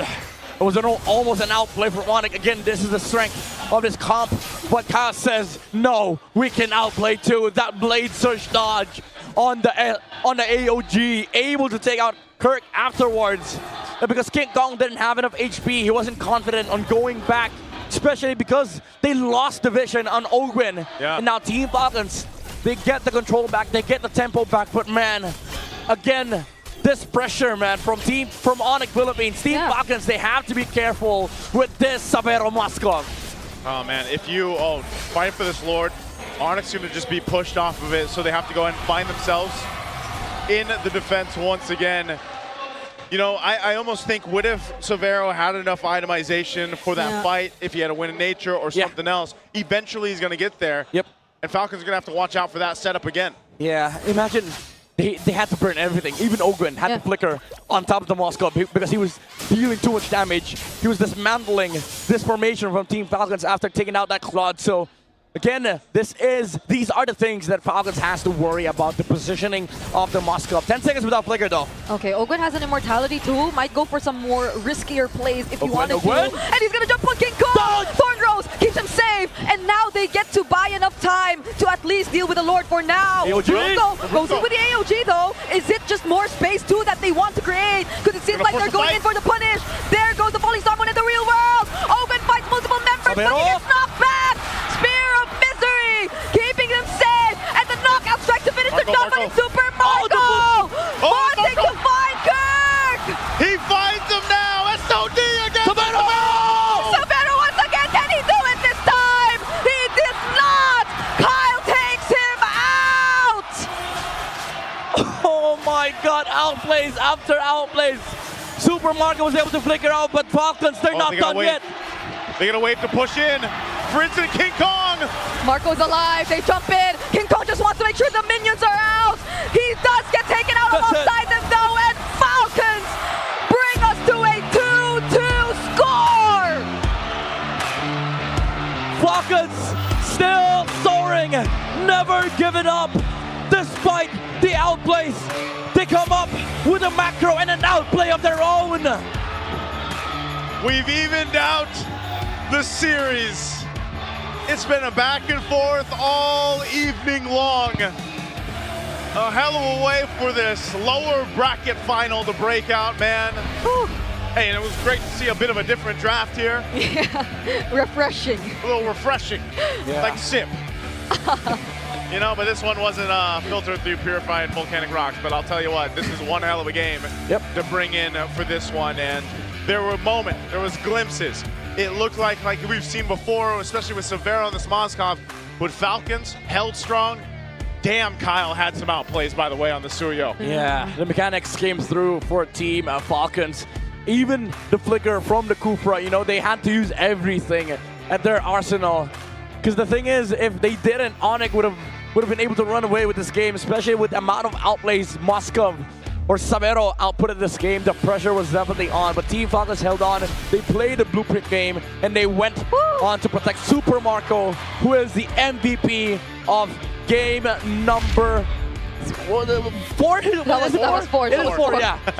I forgot how many games we've had now so far, because this game is amazing. Like, I actually forgot the first 3 games. No, it's because the entire series has been a back and forth. And yeah, these 2 gold laners we're seeing right now have been pulling off some insane moves all throughout the series. Yeah. There were just so many almost instances for Sabero in that last few minutes of that game. That's why I like that we highlight between these two, or just in general, like this whole golden royale going on between all the gold laners right now, because you're really seeing a lot of those moves, a lot of those highlights from the gold laners out there. And Super Marco with a flex, he flexed through this game, and just he pumped out a ton of damage for these team fights for Team Falcons. Yeah. The crazy thing is, like, Onic, they had a lot of like answers against Falcons, but realistically they were almost all outplays, right? Like it had to come down to micro mechanics. All the while for Team Falcons, everything was so much simpler for them. Like you just layer the Kufra on top of the Moskov, prevent them from like moving. But even then, despite all that, Savero was able to find good jumps, good positioning, good dashes, good spirit miseries. But it came to the point where the items were also too much for Onic to deal with, especially with Super Marco juggling through Wind of Nature's, Immortalities. It was this moment, right? Like, Onic forced the fight against Team Falcons. Even after the reload manipulation, they were still looking for outplays after Brusco jumped. It was that Spirit of Destruction from Savero that landed on the back line. He saw Haji, but he was like, no, you're not the target. The target is Super Marco. He flickered in for the Spirit of Misery to land. But I think that extra dash actually was the downfall of display, because after that, Super Marco was able to flicker out, swapped the items, went for the Wind of Nature, and then bought the Immortality just to make sure that he doesn't die in the fight. Man, what a crazy game. So could it have just been Savero taking out Haji instead and not changing his target on Super Marco? I think he could have taken out the quad if he didn't dash. Still, even if he didn't dash? Yeah. Because the Wind of Nature was also gone. Yeah. Like, he used it before. Because it took a time for him to be able to dash out. But if he just continuously hit the Claude, I think he would have been able to take out Marco first, and then maybe Haji. And that's the risk, right? That's the risk you run when you build compositions like this. Like, it comes down to micro mechanics. Yeah, sure, there's macro aspect to this draft from Onic, like slow push, the opposite lane, and then the re-engage with, you know, the gacha. But you also have to consider that they have to be on point with these jumps, with these outplays. Because for Falcons, it's as simple as like, okay, I press ult, you go. Yeah, that's why you were mentioning, you know, it's this lineup from Team Falcons that's very consistent, very kind of standard the way that it works. Whereas we saw Onic where a missed jump or a mistimed jump or a mistime in entry point, even from Kirk or King Kong, it just wasn't going to happen against this kind of lineup. And that mistiming ends up, you know, backfiring against them. And it just felt like, again, the majority of the damage that we saw was coming out from Savero, obviously on the Smozkov. But even when you took him out of the picture, it seemed like there was almost no chance for Onic to win a team fight. That's just kind of the way the nature of the composition felt. And that's why I'm saying, you know, there was a couple moments in that game where it's like they either were trying to hold on to a turret or went in for a jump, and you've got a split happening on both sides of the map, so you're outnumbered. I'm really interested on like why Onic chose to do some of those moments in the game, but nonetheless, great victory over for Team Falcons, because they needed to have a bit of a change after the previous game, and I think this was enough. Ogwin making the Kufra work, who's a hero that's not typically on a lot of the top 5 lists, like your own, you know? Yeah. He ends up making it work.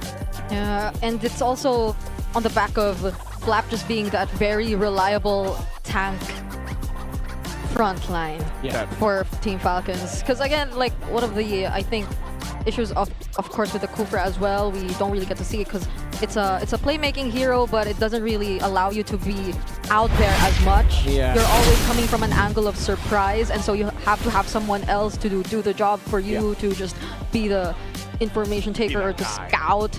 But Flap was reliable. I think we barely got to put any highlight on him either in this game, but he was just consistent all throughout that game. Again, it's a blueprint, right? Like you just go play stable, you jump, you use ult. If they outplay you, it is what it is. You know, it's just the sole job of the Kufra, which I think is what we said after the draft, right? After we you know, we broke it down during the on-ground panel. Like there's a reason why this can work. Like you just act the stability or the pillar of stability for Falcons, where you see Lance, you see Paquito, you see Moscow, just jump.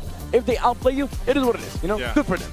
Yeah, it was a different game nonetheless, but still the results are there for Team Falcons.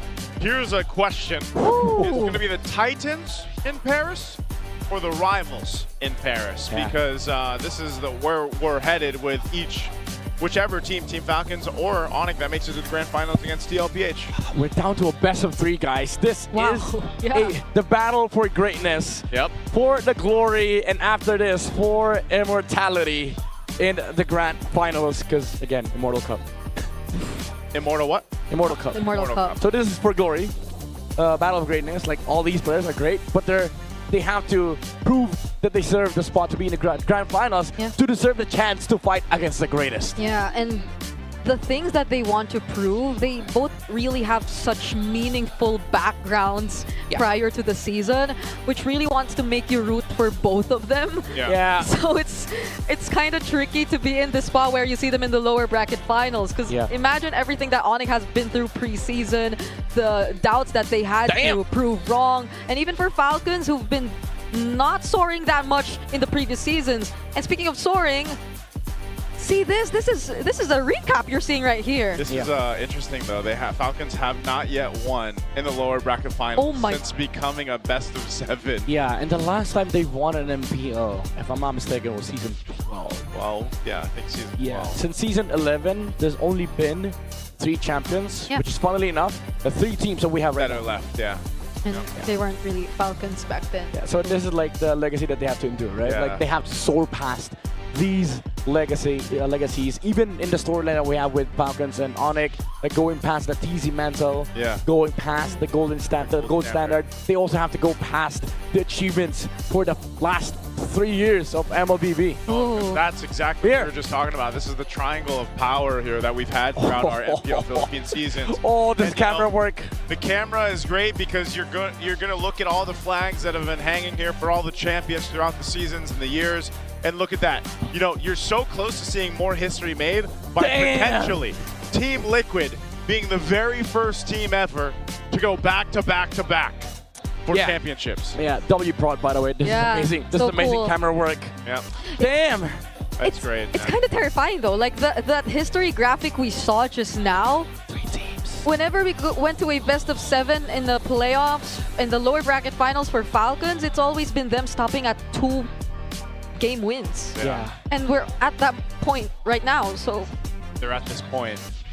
yeah. So there is a chance. Hopefully they can pass the limitation. Move past that. That's the first step. Moving past. Am I crazy? Or since season 11, TLPH has only missed 1 grand finals? Holy what the hell? Season 14, brother. Fnatic Onic against Aurora. That's what I'm saying. Season 14, yeah. Yeah, every grand finals. Every grand final. The Echo's there, Liquid's there. Yep. It's like Call of TZ saying the same thing to all the stats. And this is I have to be there. Basically, he's in all the stats. And that's why sometimes, you know, some people are like, man, why do they talk so much about TL? Why do they talk so much about Call of TZ? Look, I mean, the stats are there, man. We're looking there because the banners are there. Yeah, the banners are there. The storyline is there, you know, and it's just, they've been so dominant. Yeah, apparently we don't glaze enough. We gotta glaze more. Yeah.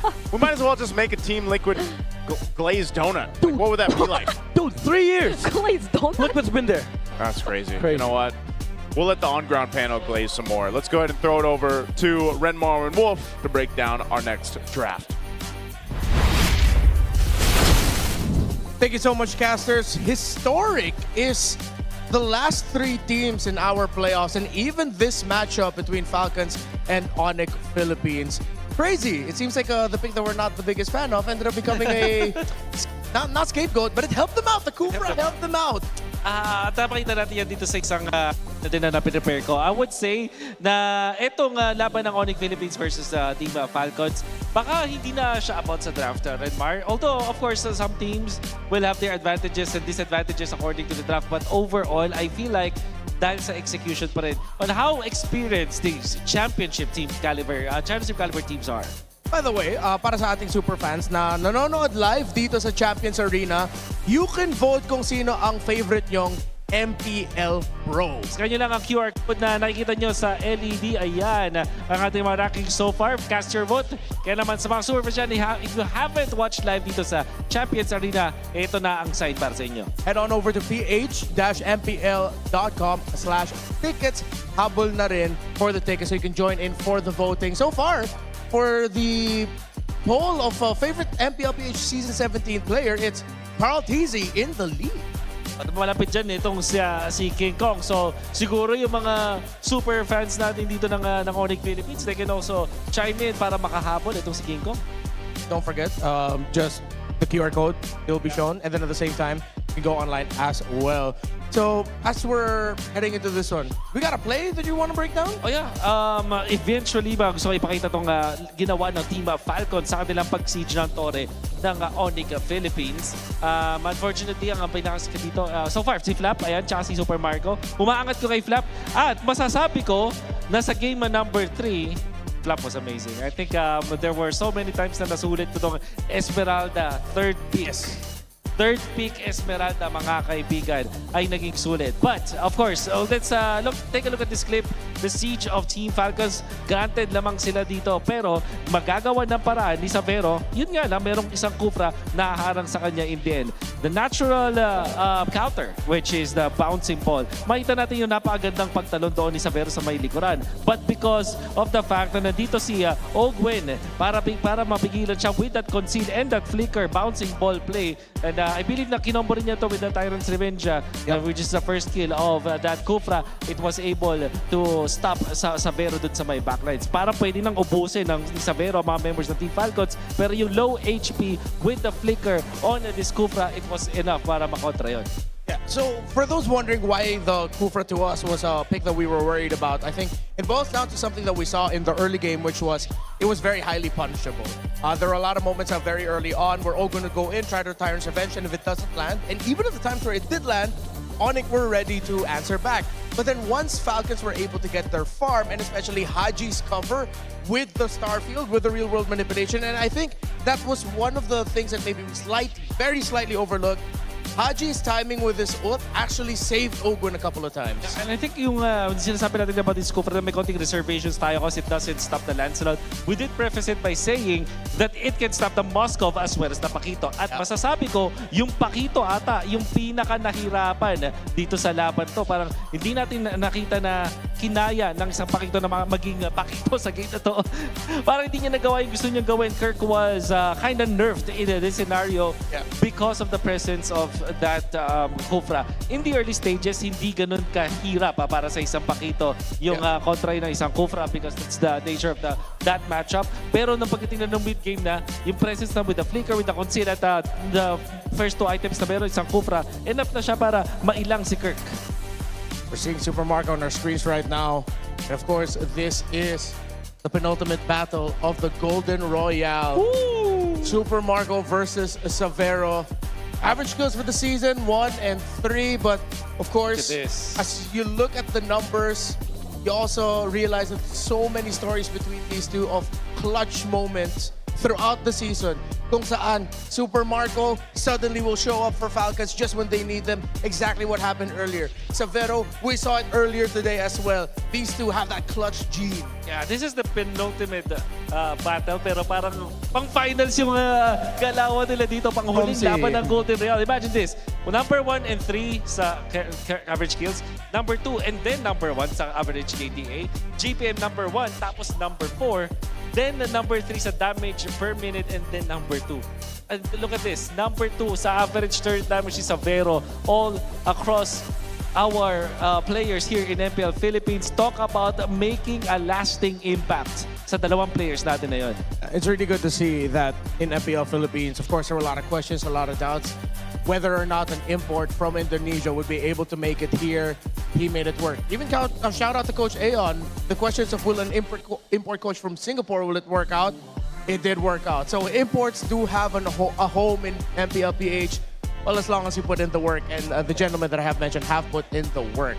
All right. So I believe that we have crossed all of the maps already. So babalik na tayo din sa a randomized map. Yeah, it's a randomized selection now on moving forward of all the maps. So there you go. It's Broken Walls again, but this time randomized siya. The last time that we went to Broken Walls, it was Falcons who won it. So the thing about Broken Walls, especially going up against a team like Onic, who loves to pick up those assassins, one less dash. Yeah. So I feel like this is actually going to be a very dangerous game for Falcons to play with the aggression of Onic PH. There's a lot more room for them to work with to invade and, well, surprise them with early game aggression. Broken Walls. Oh, it was a map na talagang nilalaroan ng mga utility junglers like yung mga tipong mga Fredlin and everything. So this could this could also be that. Pero honestly, pwede mong i-treat kasi yung Broken Walls na parang neutral map eh. Parang wala naman talagang distinct advantage. Or siguro magandang palette cleanser dito para sa dalawang teams natin when it comes to their picks. Alam mo, sana magkaroon ng difference when it comes to the draft patterns of both teams kasi parang parehas na parehas from the past 4 games natin. Yeah, it's been getting quite predictable, except of course for the surprising picks here and there, but a lot of the central pieces, especially in the center of the map, which makes a lot of sense. I think that's been the story for a lot of the teams in the regular season, but then maybe a few more surprising selections as well. So yeah, we're gonna be seeing the countdown on the screen, and who's excited for the draft? Woo! Let's go! We need to go! Oh my God! Oh my God! I think it clipped me right there in the back. Buti ka na. Oh, my back. Okay ka lang? Okay ka lang? Yeah, I'm okay. Di naman tayo sinabihan. May babagsak pala doon. I know we've been seeing that all throughout the broadcast, but I wasn't ready for it. I think the W got me. Oo nga eh. How ironic. Masyado yata tayong napa-analyze doon sa previous map natin. Alright, so heading into this game number 5. What's your command? It's going to be Falcons dun sa may red side, and it's Onic on the blue side. At what they usually first pick is the Paquito, but they themselves will ban this out. There is a chance na Zushin first pick for Onic. I think they go for it. I think if it's available, just do it. Because so far, it seems like rotational-wise, we're not even talking about picks. We're just talking about how it's played. Yeah. Ogun, Kyle, and Haji look like they're having so much difficulty going up against the Juicin of Super Friends. That's right.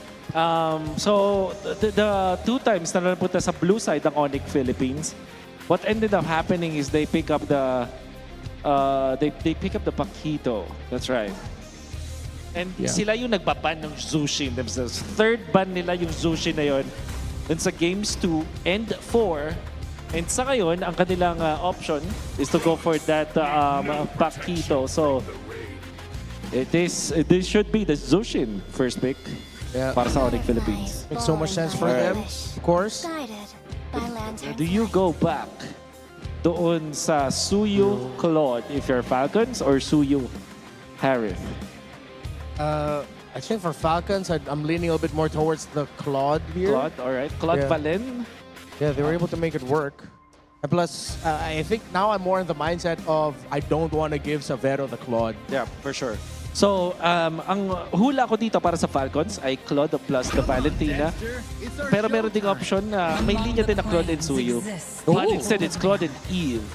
I think, okay, so I think they're realizing some of the early errors or punishes that Onic has been doing maybe could be answered by the Eve, as we said earlier, with the Kufra. Once Eve hit level 4, and then once Falcons started rotating together, a lot of the ultimates of the Eve actually helped out Ogwen, helped out Kyle even when he would go in for his later entry. So, ang nagiging configuration dito para sa Onic is kuha na sila ng jungler nila, either Harley or Leomort or Suyu.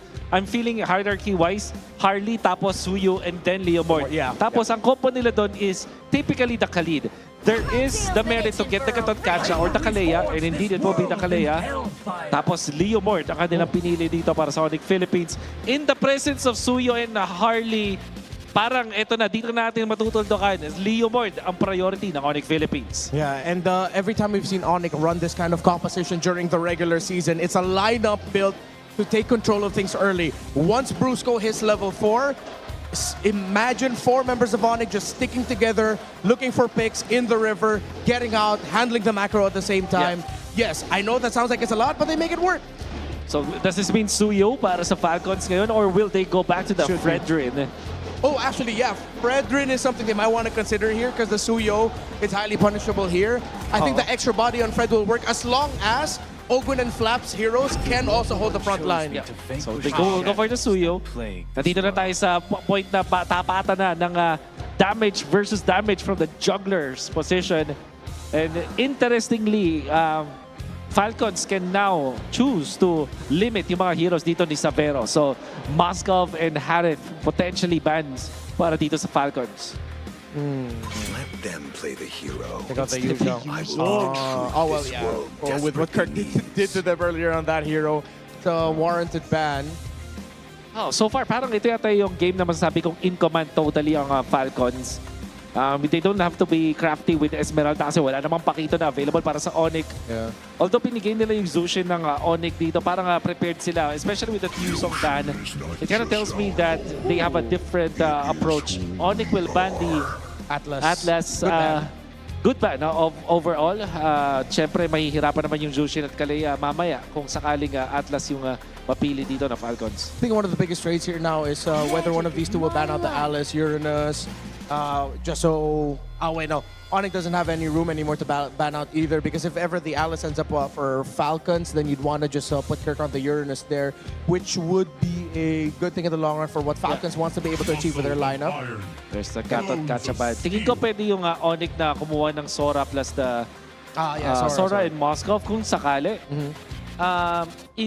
But siguro yung medyo delikado na is kapag may Valentina pang available na pwedeng piliin ng Falcons as their last pick at their XP lane. So, that yung Sora pick coming out from Onic, tingin ko mangyari lang pag napili na itong Alice. So now, you do have that go signal para sa Onic Philippines na kumuha ng Sora in combination of the Moscow here.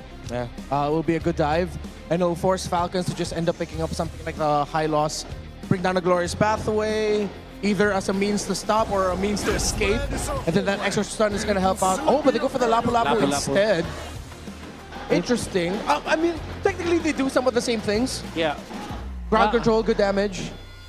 At pang dive na rin dito sa may Eve. Yeah. Pero alam mo, yung Sora plus the... yung Lapu Lapu, it also allows for the Moscow pick for Savero sakali. I just wish that it will be yung mga ganitong klaseng hero. Instead, they will go the carry route. Carry Kalea combo. Yeah. No Gatot Kacha. Ano pa ba yung mga save dito para sa Falcons? High loss. High loss is there. Matutunan ka lang ng... yeah. And I think that's why they pick it. I wonder if they're crazy enough to try pick off here. Maybe something like a Joe or a Kaja. Kufra ulit? Kufra again? Kufra ulit? Pwede naman? Maybe. Beleric for the Vengeance. But I think the safest is high loss. Tapos, yung Cho, potentially pwede rin naman dito sa side of Falcons. What if they bring out the Beleric here? We mentioned Beleric earlier. Yes. Parang pwede. That the Taunt works, Vengeance works, Revitalize works. But the Cho is the safest option. They will go for the glue. And I think this is the time that I would say Falcons really did have a better draft. Napakasolido ng glue. Although may chance na matunaw siya eventually, pero hindi ganun ka-worth it kung ang bubuhusan ng skill ng isang carry is the roamer. All right. So for me, with everything that we've seen so far, even in the regular season with how Ogwen uses this glue, it really depends on how they handle the trades in the center, especially against Super Friends, the Kalea, the Juicin. Because Ogwen has had that tendency to get picked off first. Wow. As much as I want to see more games, pero parang nakuha na ng Falcons yung tamang tipla. Picking up the second phase pick. Red side yung kanilang pinili. Sabay, ito yung heroes nila. They have a really good draft here in game number 5. Whoever wins this goes into match points and one arena. Magingay!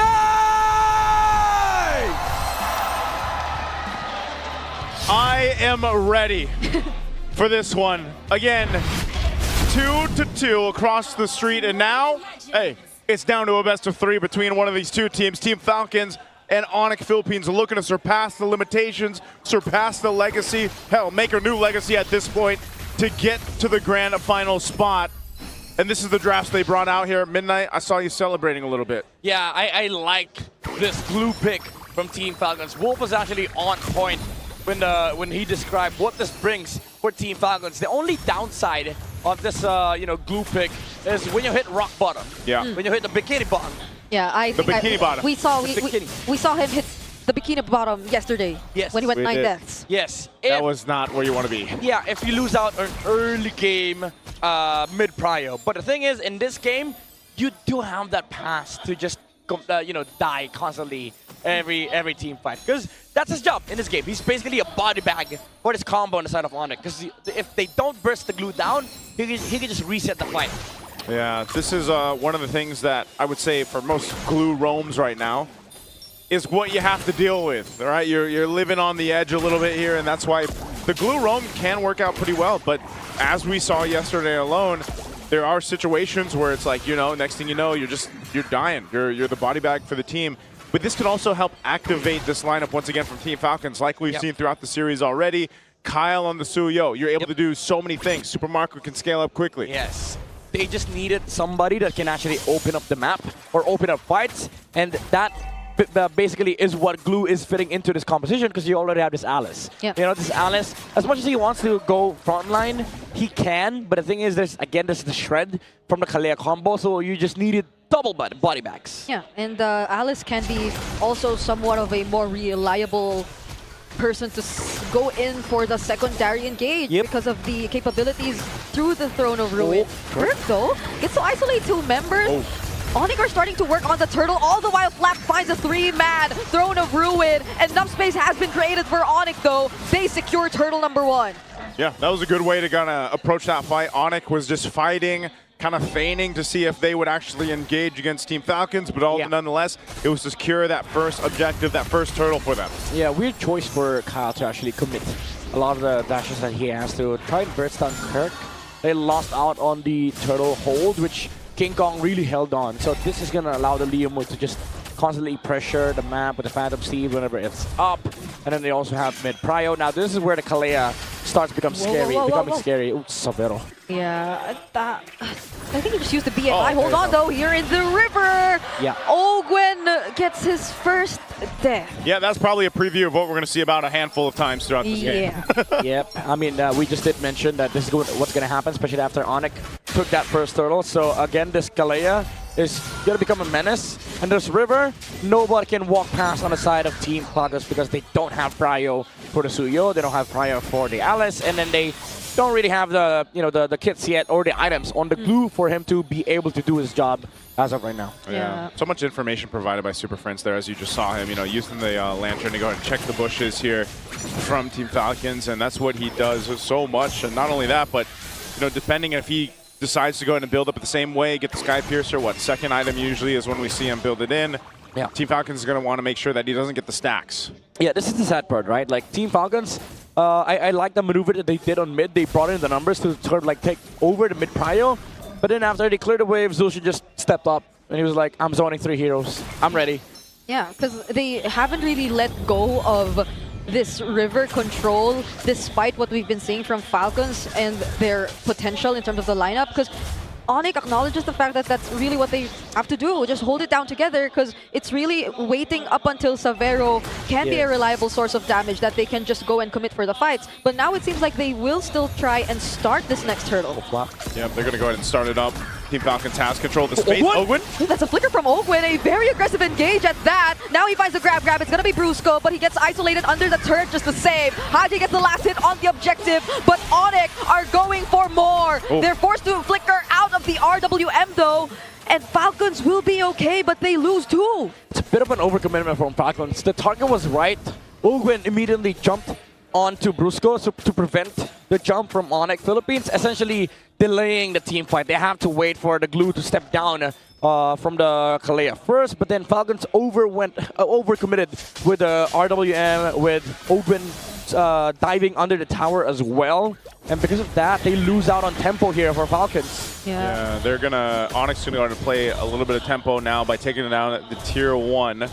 Yeah, they traded out that kill there. Like I said, Ogwen, that's gonna happen to him. And sometimes if you're fighting around that turtle pit, you get dragged to the turret, you're engaged, you're gonna go down. But that's what you said, Midnight. This Glue works in a sense of you're there to open up the map, you're there to open some of these team fights. But unfortunately, if the team fight isn't kind of centered the way that it needs to be around the objectives, you're just pulled away from the team. Yeah, you don't force it, basically. You slow the game down for Onic so that they don't get to play fast with the Kalea combo.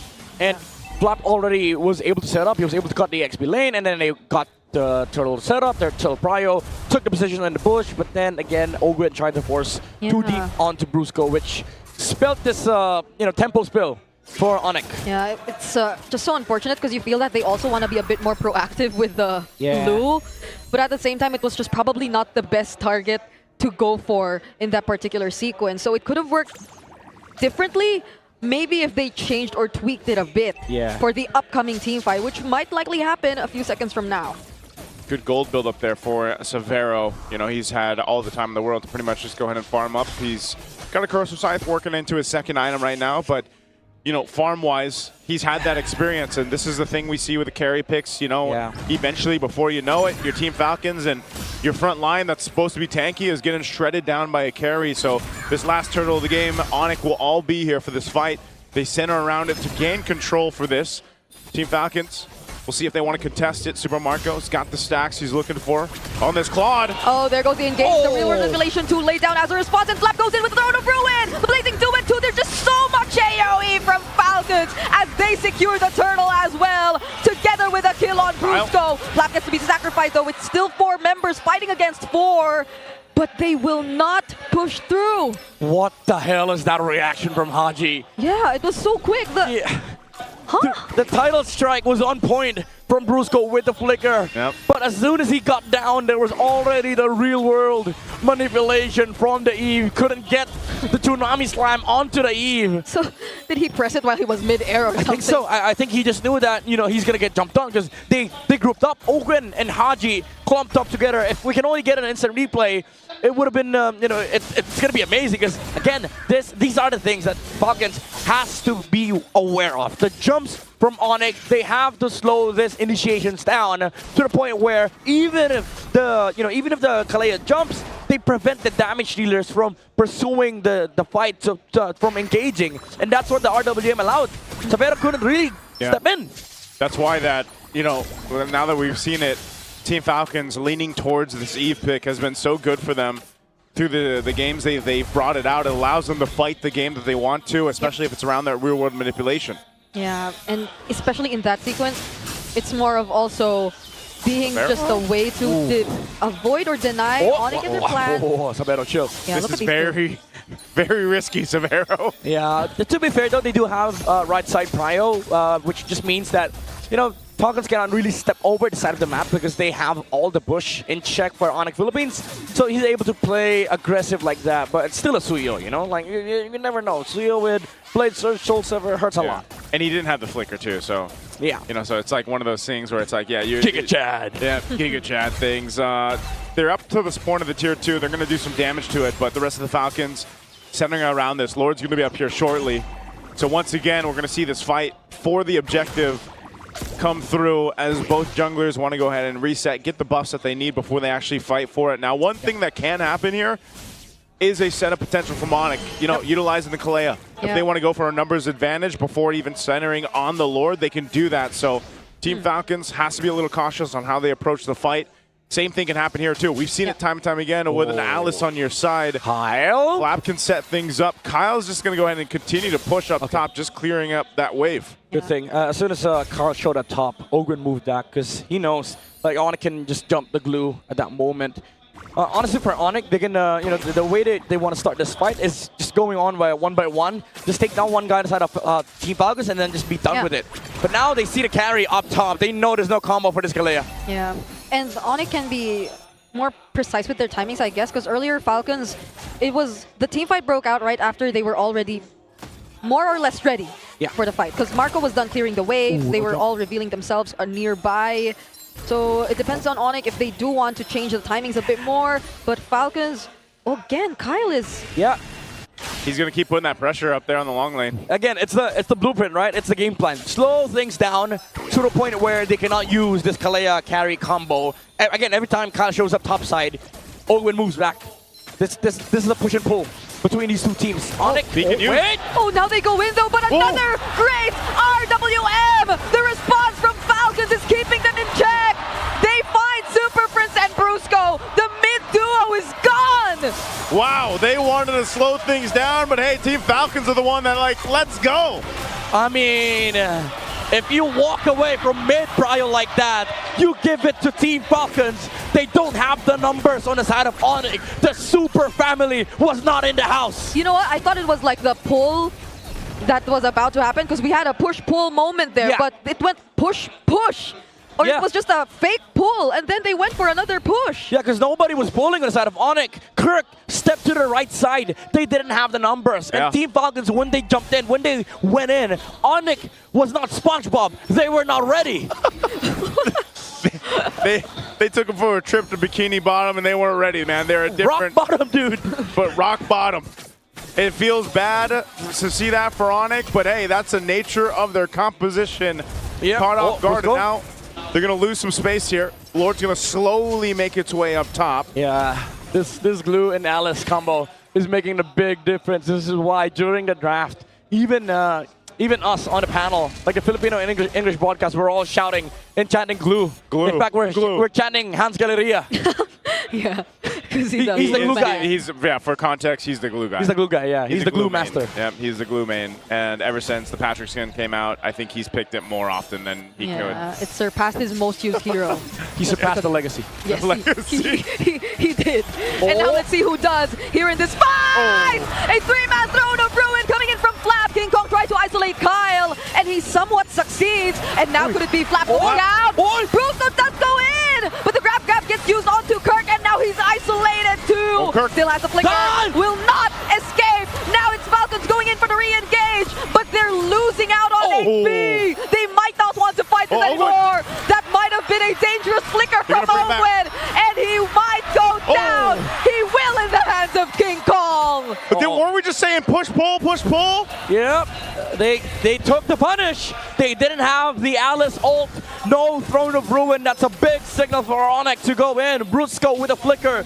Tsunami Slime on the backside. Falcons, they could have just disengaged, but they wanted to go in. They didn't have all the ults. They didn't have RWM, and then Ogun tried to look for a target. He tried to jump onto Severo, even using the flicker, but Severo was like, no, I can just dash out. Yeah, there's, again, one of those moments where it's like, you know, that's that first Lord, you get your base turret, you can probably just disengage from it, but they decided to stay, and they got punished a bit. Yeah, and we're going to be looking at this instant replay again. No big ults for Team Falcons. Kyle had a good angle for the Blade Surge, but didn't have enough damage, didn't have enough firepower. Even under the Blazing Duet, it wasn't really enough because they had to deal with the damage from the carry as well, the heals from the Surge of Life. All the while, Super Prince was just zoning the other members of Team Falcons. Man, Team Falcons, though, still in control. Lord's going to be up here again. They've controlled the objective space for the majority of these objectives that have come up. Onic, though, looks to be in fighting form. A win in nature now, too, for Severo, so he's got a little more room to work with on the defensive side. Ogwin, though, with damage. He has a glowing wand and cursed helmet. So these cores on the side of Onic, they have to be really careful.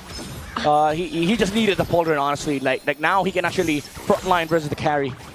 There were instances that this happened in the regular season too, right? Like the Molten, the sprint into the Cursed Helmet type of build for the glue. Yeah, he doesn't have to like build full tank here because the way that this glue works is that he also acts sort of like a damage dealer to threaten the carries, the Lapus, because if he goes full tank, then Onic can just ignore, right? Because they had the damage. They can just ignore the glue jump. But now because Ogwin is building damage type on this glue, suddenly now Severo and Kirk, they have to be really careful because if they get jumped on, there's a good chance Ogwin has enough damage to put their HP down to a certain threshold where they cannot fight. Yeah, that's why you saw him also earlier be a little more aggressive on the flicker. Sometimes you see him, you know, you typically do see that with glues in general, but even more so on this build. Tsunami Slam on Ogwin. Doesn't have the immortality. Gets the flicker out to safety though, but that's a battle spell out for Team Falcons, and they force him to retreat. Oh, that's big though. He's gonna have to go back. Yeah, they see Lapu. They have control. Yeah, they have to give. Oh, what? Yeah, they oh my lord, Falcons. Good patience. And Ogwin again, the sacrifice, the body bag. Severo even used ult. So there was no chance for Onic to actually re-engage. Yeah, good play on the map. Just as we thought, it could have been an opening for Onic. They weren't actually complete. Yeah, again, they're not SpongeBob. They're not ready. And even if, let's say, yeah, sure, they're ready. They kill off this glue. What's next, right? You kill the glue. Now you have to deal with the Eve, the Claude, and then the Alice. It's just... Oh, now Flap has a Winter Crown. Bigger problem for Onic. Yep, Winter Crown locked in. Even for carry. But the thing is, like, who does the first dive? It's either Flap. Yeah. And if you get caught in the real world, or even if you get caught by Ogwin. Yeah, you're in a tough space. So this Lord's pushing up top. They're gonna try to hold on. Conceal gonna be used by Team Falcons. They just want the turret. Super Marco, okay. Dealt as much damage as he could. Yeah, they cleared out. They still have to deal with the Lord, though. So the waves aren't in favor right now of Onic's push. That Lord should be shredded down really quickly, too. Yeah. They might get some damage to this mid turret, but I don't know, unless we see them try to force something. Okay, it's Haji using the RWM first. King Kong responds with a Phantom Steed, but they're not really forcing fights under the turret. Yeah, they're playing it chill. They know that Team Falcons, if they want to push the tower, they have to commit. And they just use the RWM from Haji, but it's not enough. It has to be the Alice coming in with the first skill. Yep. And then threat of the Throne of Ruin. Yep. But Onic, again, they know that they cannot get outplayed if it's just the evil. Yeah, even relying just on the real world manipulation, you can't really get into the base that way. It's really got to come from Flcn at the same time. Now you're in a position where if you do get caught in a bad team fight under a base turret like we've seen before, it can go completely wrong. This isn't a massive lead that Team Falcons has, although they have controlled the objective space. That's the main thing you can take from this, is just the nature of the lineup allows them to set up an area of control around the Lords that we've seen, and that's where Onic's the biggest obstacle is for them. Yeah. Falcons could be potentially trying to set up for a play here. Again, this is where we also look to see what potential conceal plays can happen for Team Falcons, or even vice versa for Onic. I think if it only were like the wave down bottom that arrived earlier too, it's just like there's just too much more life left in this mid lane turret that they couldn't really risk it. Dude, this Lucian is so annoying. Like, the amount of damages he's done all throughout this game is making it hard for Team Falcons actually to engage. He got it again. Yeah, they have to be really creative here for Falcons. Oh, conceal. Oh, they're gonna, okay. Good call. Good information here. Yeah, again, they have to be really creative. Imagine all this lead, and it's still hard for them to actually engage, because again, the threat of the combo is always there. And Onic, even all throughout that pressure from the entire early to mid game, they're still on their feet right here because of the fact that if you look at their kills, right? 6 kills. Look at Falcons. All the kills are on Flop and Haji. Yeah. Oh, sorry, not Haji. Ogwin. Imagine if they find somebody else. Imagine if they find an Eve, if they find a Claude, or if they find the Suyo. Maybe they go for the weird angles here for Onic. Oh, Brusco jumping in. Super Marco gets to dodge that. Brusco now gets knocked up by the lore. A not so good start for Onic there. They lose out on the flicker. Yeah, Marco didn't even need to purify that too. He just PMI'd. I think the plan there for Onic was to bait, but I don't know about that. Maybe not against Filipino players. Yeah. At this point, this is pretty crucial. Brusco doesn't have the flicker available, so they're going to fight for this Evolved Lord. Again, Team Falcons has this long lane 2 over on the other side of the map. Kirk's going to make his way. Ogwin starts it. He finds Super Friend. Oh my lord. Okay. He lands the grab, but then there's a flicker. So now they might go for the punish. But King Kong too. King Kong too. He gets trapped in the back line. Fortunately, gets to escape though. Ogwin using the conceal also runs away. But Super Marco blazing to and in, popping the immortality for Brusco and Haji with the real world. Kyle finds Super Friend and Brusco goes down next. It's a double for Haji, and they have a wave coming in. Sabero's doing his best, but he gets only pushed out of this turret. Team Falcons are going to match point.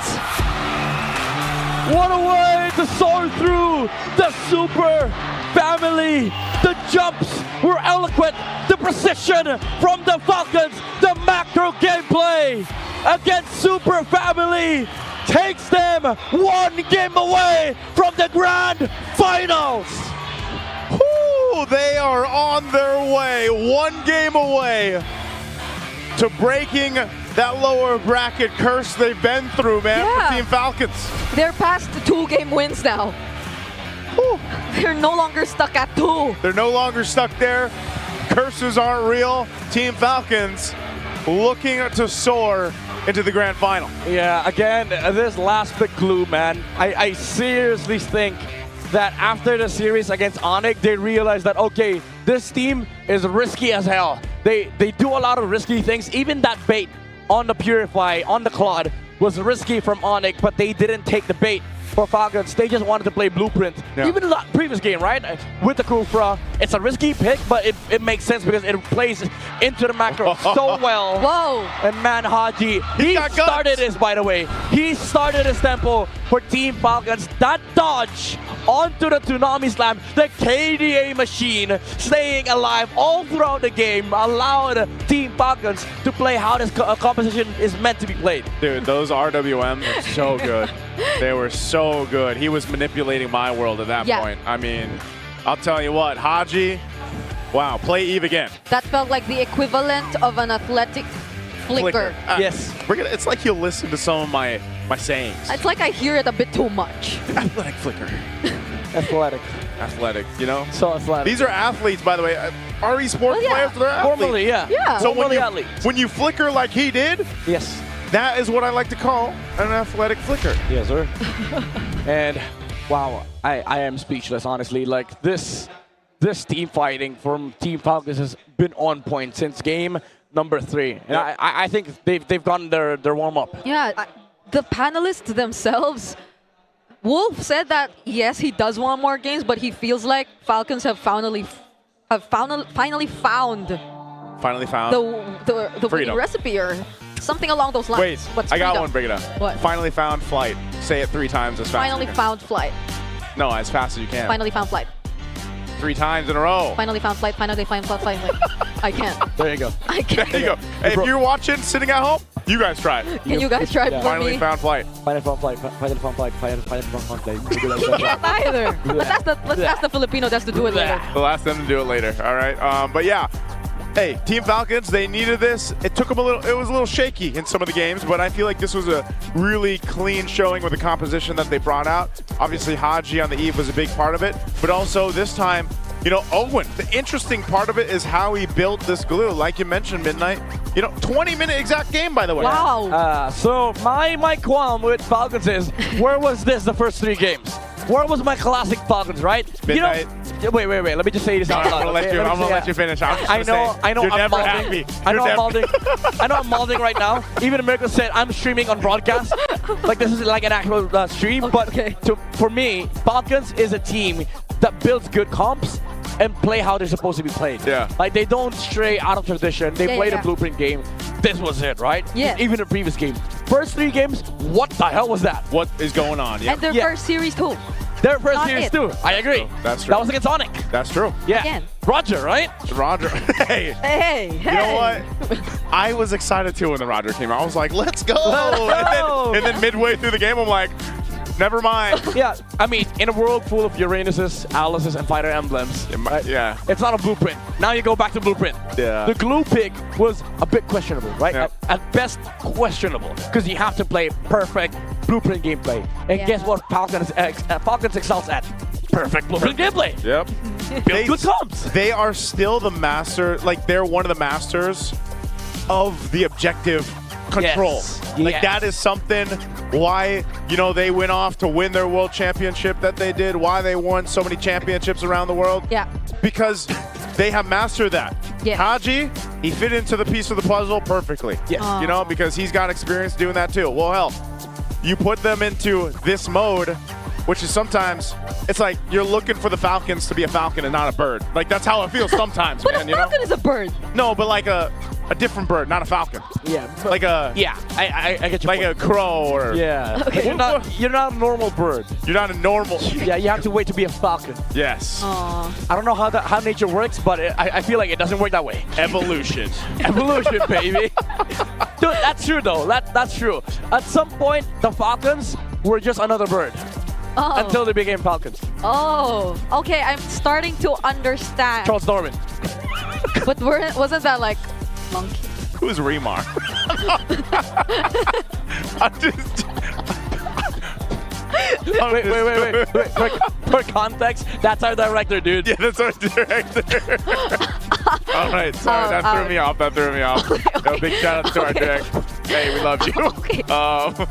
Yeah, but I get what you're saying here, right? Team Falcons. Yes, Charles Darwin was the last. Charles Darwin. Charles Darwin. Hey, that's Okay, actually... he said evolution. Wait. That's actually a beautiful way of putting it, Charles Yeah. Darwin, because this series evolved into push and pull. Okay. Game 1, Game 2, it was just all about brawling, fighting. That's so true. Now it became okay. Kufra into Lancelot, you bait. This game, you bait. So, and Team Falcons understands how team fight works perfectly. Yeah. To the point where it becomes easier for them to just bait the Kalea and then just go for it because you're winning. I'm listening to the philosophy that Midnight's spitting right now. Yeah. And Bait, you're bait, learning. bait. Yeah, that's how you win games. I'm Aristotle. You what? Aristotle. Aristotle, okay. Total. Aristotle, you know what? I believe this is Remar.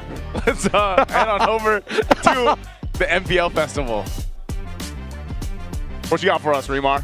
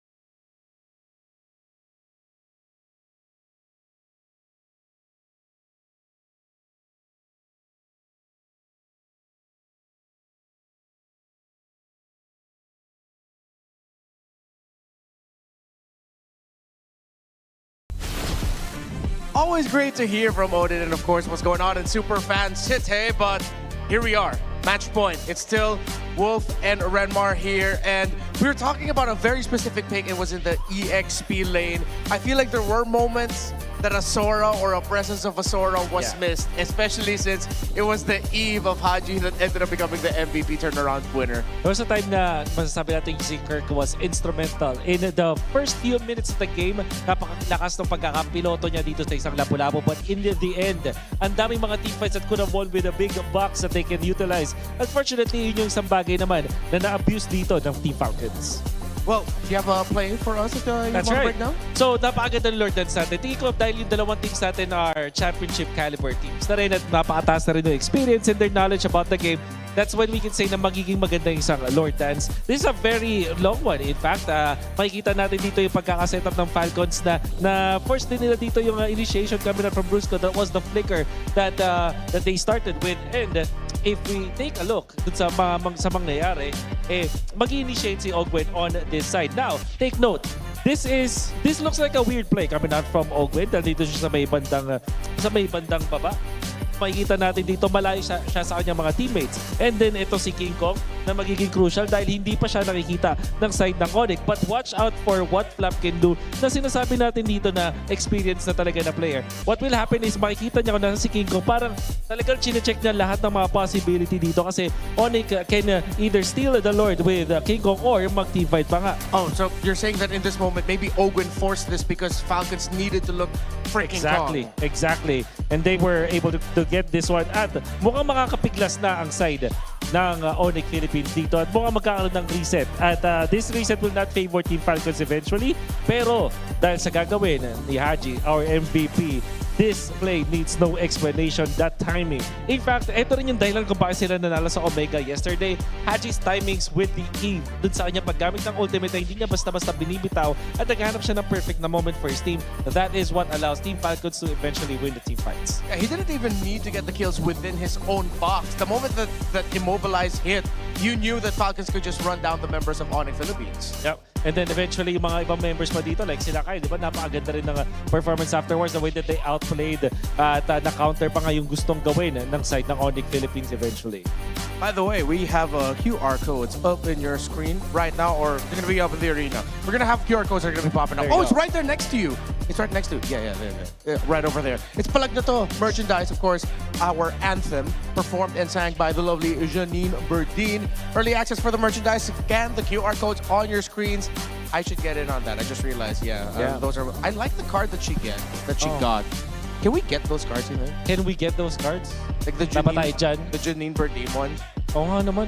Alam mo naman, sobrang na-impress tayo sa performance si Janine Berdine. Alam mo, yung palag na to, kaya pa pala siya pag-live. Yeah. I saw it the first day. Yeah, I love her. I love her music. I love her performance of the anthem. It was really good. Siya rin naman. Okay din naman talaga si Madam Janine. Respect. Very, very talented. Very talented. Yeah. Okay.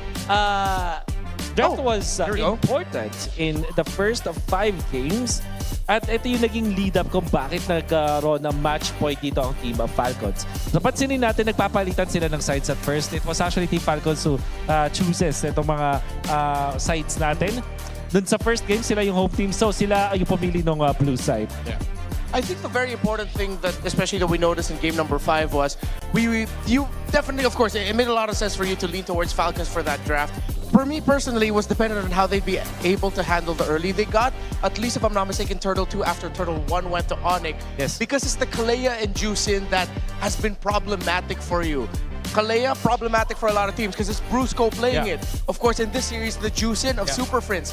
But then now in this very crucial game number 5 where Falcons get a match point, they were able to take them down with those picks. Ang mental battle na nakita ko dito between the two drafters ng dalawang teams at kung paano sila mag-decide. First yung side selection, blue side natatalo ang Falcons. And after 4 games, nakita nila na yung side pala na papabor sa kanila is that red side. At this time dun sa game number 5, Onic mismo nag-decide na ibayin yung kanilang draft pattern to ban eventually yung Pakito instead na mag-ban ng Zushin. So parang gumaganda na yung balasa para sa side ng Onic Philippines. Pero yung Falcons, na-realize nila na okay, we just have to take this Alice away from Onic. Kumuha tayo ng Suyo at yung EV pang sasagot natin dun sa Zushin na tumalo sa atin in the game number 1 and game number 3.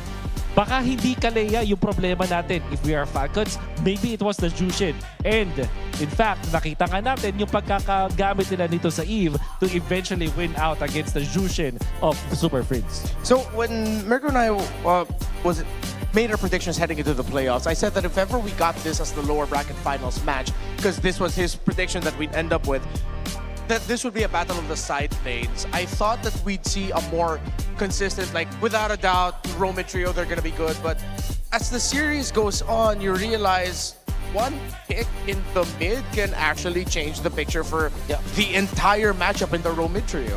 And yung priority pa yun, di ba? Para yung Zushin yung binigay nila, knowing full well that Onic, hindi sila magdadalawang isip na kunin yung Zushin na yun. That was the first pick Zushin. Immediately, they picked up the Eve. Medyo binangko muna nila yung kanilang jungler pick.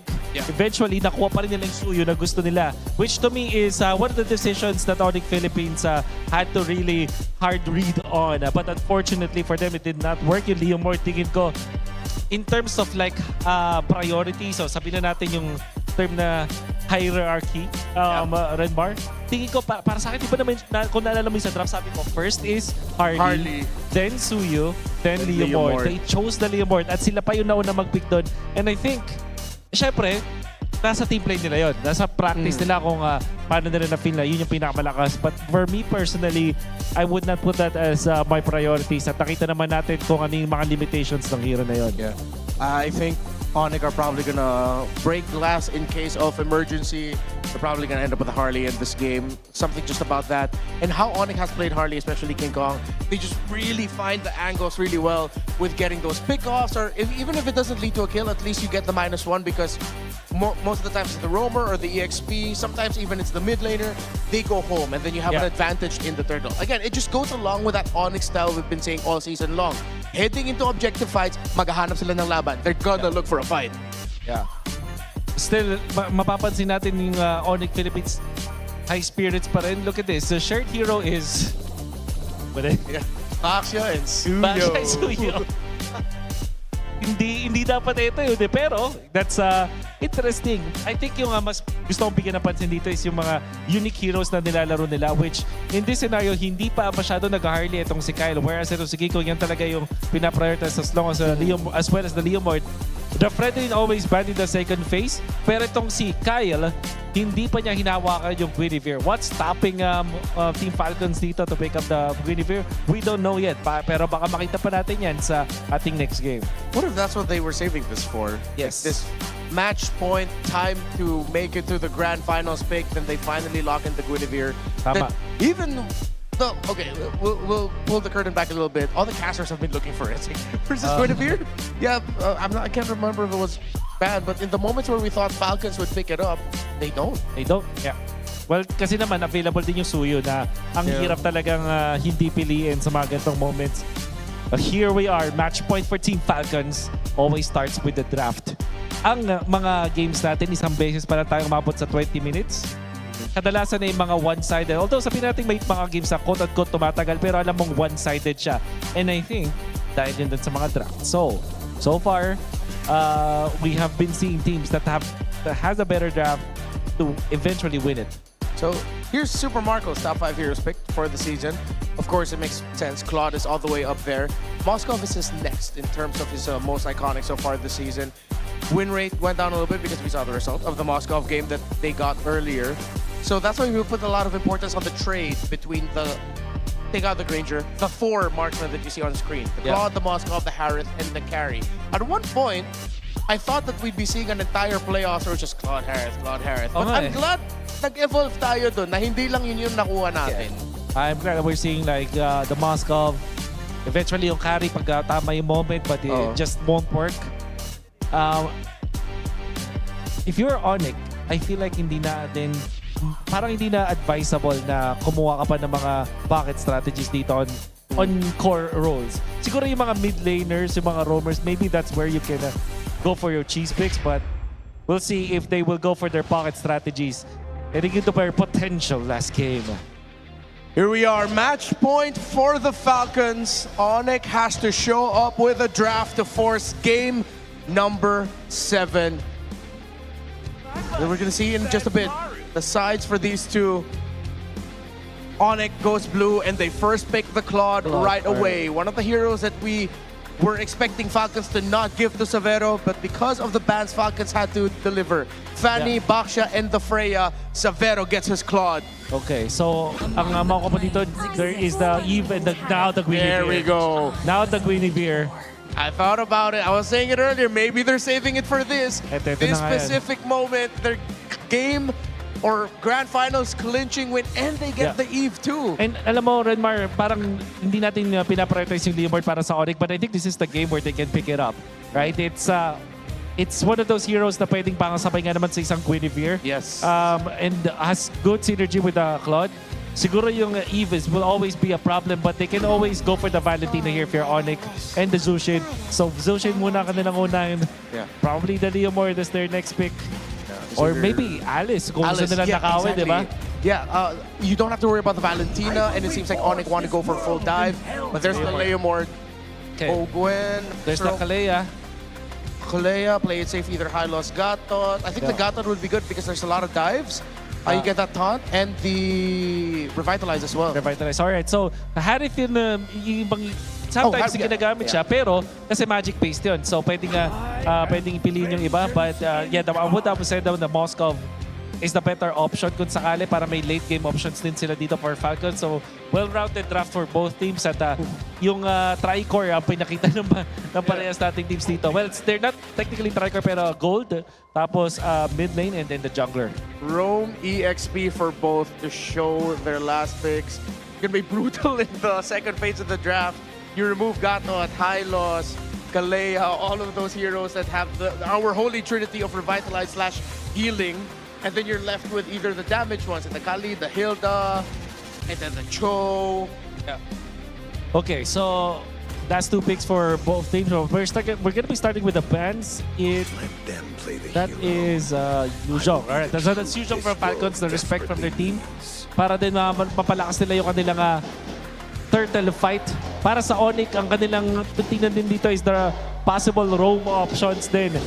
Like the Gatot Kacha na magiging problema para sa isang Claude. There's also that Sora factor for both teams. At dahil mauuna yung Team Falcons, baka yung Onic ay magban ng Sora eventually. I think Onic will probably look at the roamers and Falcons might look at the EXP laners here. Because even if they get the Sora... Oh, no, yeah. No, yeah, it'll be really good.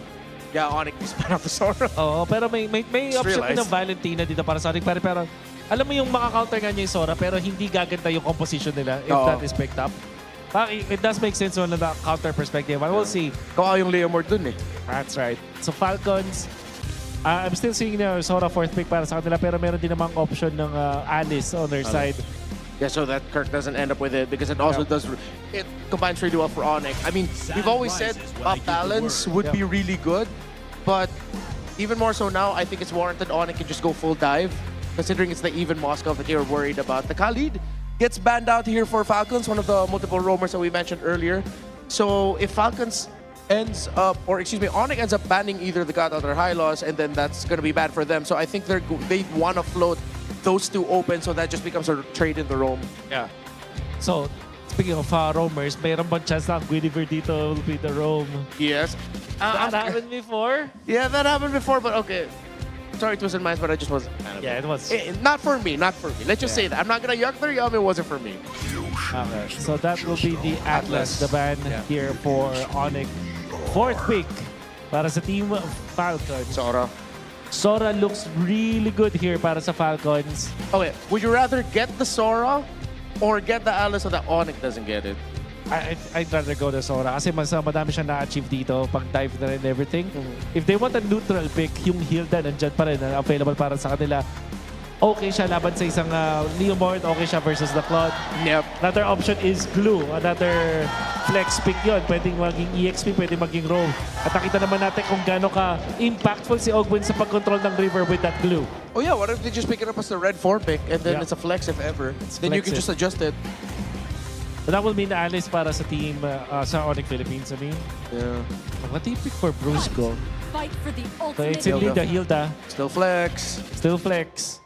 What a pick up. Okay. It makes it so much harder for Onic to read. Yeah. But they can go Sora if they want to.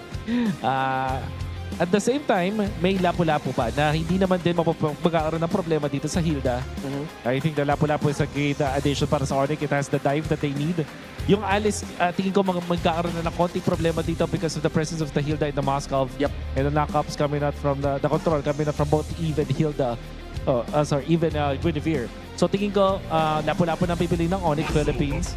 And the Gatot Kacha probably. And there it is. That's the Gatot para sa side ng Onic Philippines. And then they showed the revitalized roamer here. Ogwin can just wrap it up with a high loss. Yeah. Wrap it up in a neat little package. Still go for the Alice. Ooh. Yeah, the more you're talking about it, I was thinking maybe the Lapu-Lapu would have been a little bit better. Yeah. Pero isa naman to sa mga na-consider natin kanina. Yeah. For sure.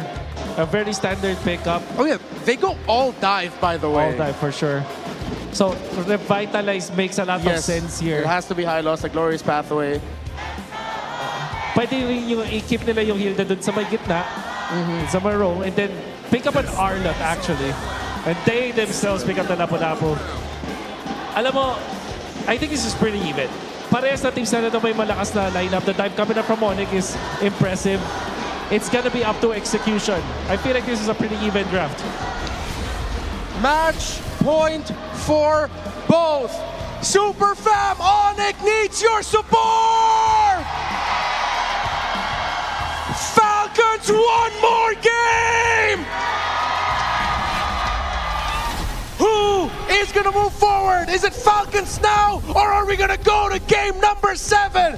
Casters, let's go! Here we go, match point right now for Team Falcons. Onic looking to equalize once again. It's been that way throughout the series. And here we are. We have one side of San Juan Arena just hoping that the Super Fam can get it together and make this happen with the draft. And Team Falcons on the other side, man, they are loud and ready to see their Team Falcons make it to that grand final. Yeah, it's quite scary for the Sonics because every single game the red side has won, and it's always been the Claude, but the Claude is on the blue side now for Onic. Oh, even despite us finally seeing the Guinevere in the hands of Falcons. Finally. It's a not so same combo as well from what we were asking to see from them, because you don't really see the Kalea, you don't even see the Arlot, not either. Yeah, where was it? Where was my Kalea? Where's my good comps? I don't know, man.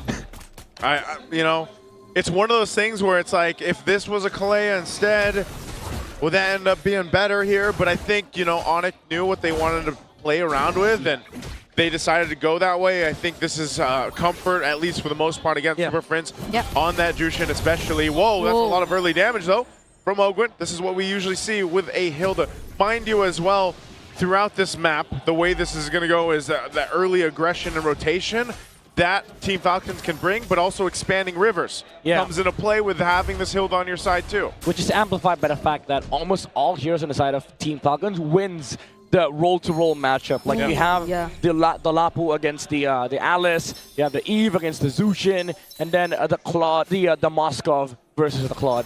Yeah, and overall, just mobility-wise and the way that Ogwen can do so much in the early game compared to Brusco, who probably has to wait a bit more for the team fights to break out. And now you're seeing Falcons position themselves first early on before this first turtle spawns. Yeah, that's one of the things this Hilda roam lets you do.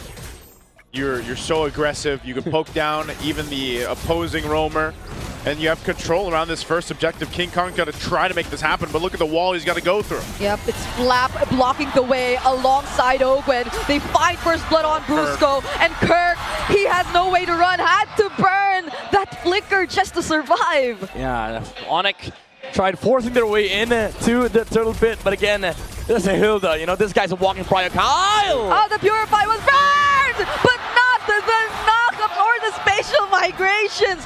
What's that? This is why you wanted to see. This is why you wanted to see the Guinevere. Was that Spear of Misery? No, no, he did use it. Because he got knocked up, but not from the spatial migration. Yes, Savero purified the stacks from the Gwyn, but then a Spear of Misery pushed him back for the combo. I didn't even know that worked that way. Yeah, me neither. But then Kyle here in danger. Onic finds the kill! The AOG making sure that Ogwen went down too. Hey, the Super Fam claps back. Able to find two. This is what you get when you give all players all their comforts. Yeah. It comes down to execution battle. No macro, no outplay. Well, actually, a lot of outplaying. Yeah. It's just about pressing your buttons. You gotta. Not gonna analyze this game. That's. Let's just let them press buttons. You know? That's just press buttons. You know, if analyzing was that easy, Midnight, I don't think any of us would have a job. That's true. That's true. You know? But again, this is like classic Falcons mode, right? Like when they feel like, okay, we're near the finish line, right? Even though this team likes macro so much, there comes a point in their career where it feels nice to brawl a bit, you know, just be aggressive. Especially, I remember S13 Grand Finals, Liquid versus Falcons. Like both teams had a mutual agreement. We just brawl. We just fight. No macro. And that was during a time when the meta was very different, and it was so macro. It was so macro. Like, you know, that's what I'm saying. Like, ever since it's changed and it's been a little more team fight centric, a little more brawly. Yeah. It's been really refreshing. And RWM will get a beacon out. Beacon out, yeah. Too early, I think. Flap went in though with the bravest fighter. Might get punished here. Kirk going in two with the Throne of Ruin, but the sustain from Flap is crazy. Lab Shaker on two, and he's still alive. Uses the flicker, but goes down in the hands of King Kong. Whereas Kirk holds down 3 members all by himself. Meanwhile, the whole time, Super Marco was just pushing in. That looked like an awkward fight, and didn't seem like Team Falcons was sure on how they wanted to go, but whoa! Oh, AOG! Kyle might have just wanted to look for a trade there, but those are tanky members of Onic that he found. Yeah, this is the same thing as the one earlier, the Alice and the God combo. Now Ogwen has to move out. King Kong has a Phantom Steed still. Yeah. Falcons do not want to fight that. He didn't even use that, I think. Okay, maybe Falcons need to reset a bit. You know, the skirmishing brawly idea isn't really working out for them. The RWM came out too early from the Eve, and it allowed Kirk to just go punish front line. Oh. Yeah, there was no guaranteed follow-up whatsoever from that. And even if they did flush them out of the turtle pit, okay, hold on, Severo gets knocked back again. Oh, he goes back. The BMI, and a bit of help from King Kong now. Yeah, good thing King Kong was there. Great response from Onic. Yeah. They gotta keep Severo alive to go ahead and continue to farm up on this Claude. He's gonna be pivotal for them to make this work. Brusco is going to pick up a Radiant Armor first, locking in his first item, though. Yeah, just want to be able to sit on top of the Alice, maybe poke some of the members here on the side of Onic, because it feels like there's no angle anymore for Kyle. These jumps have always been dealt with by the the AOG as well as the threat of the Throne of Ruin. Now with the Oracle, this changes a lot of things for Onic.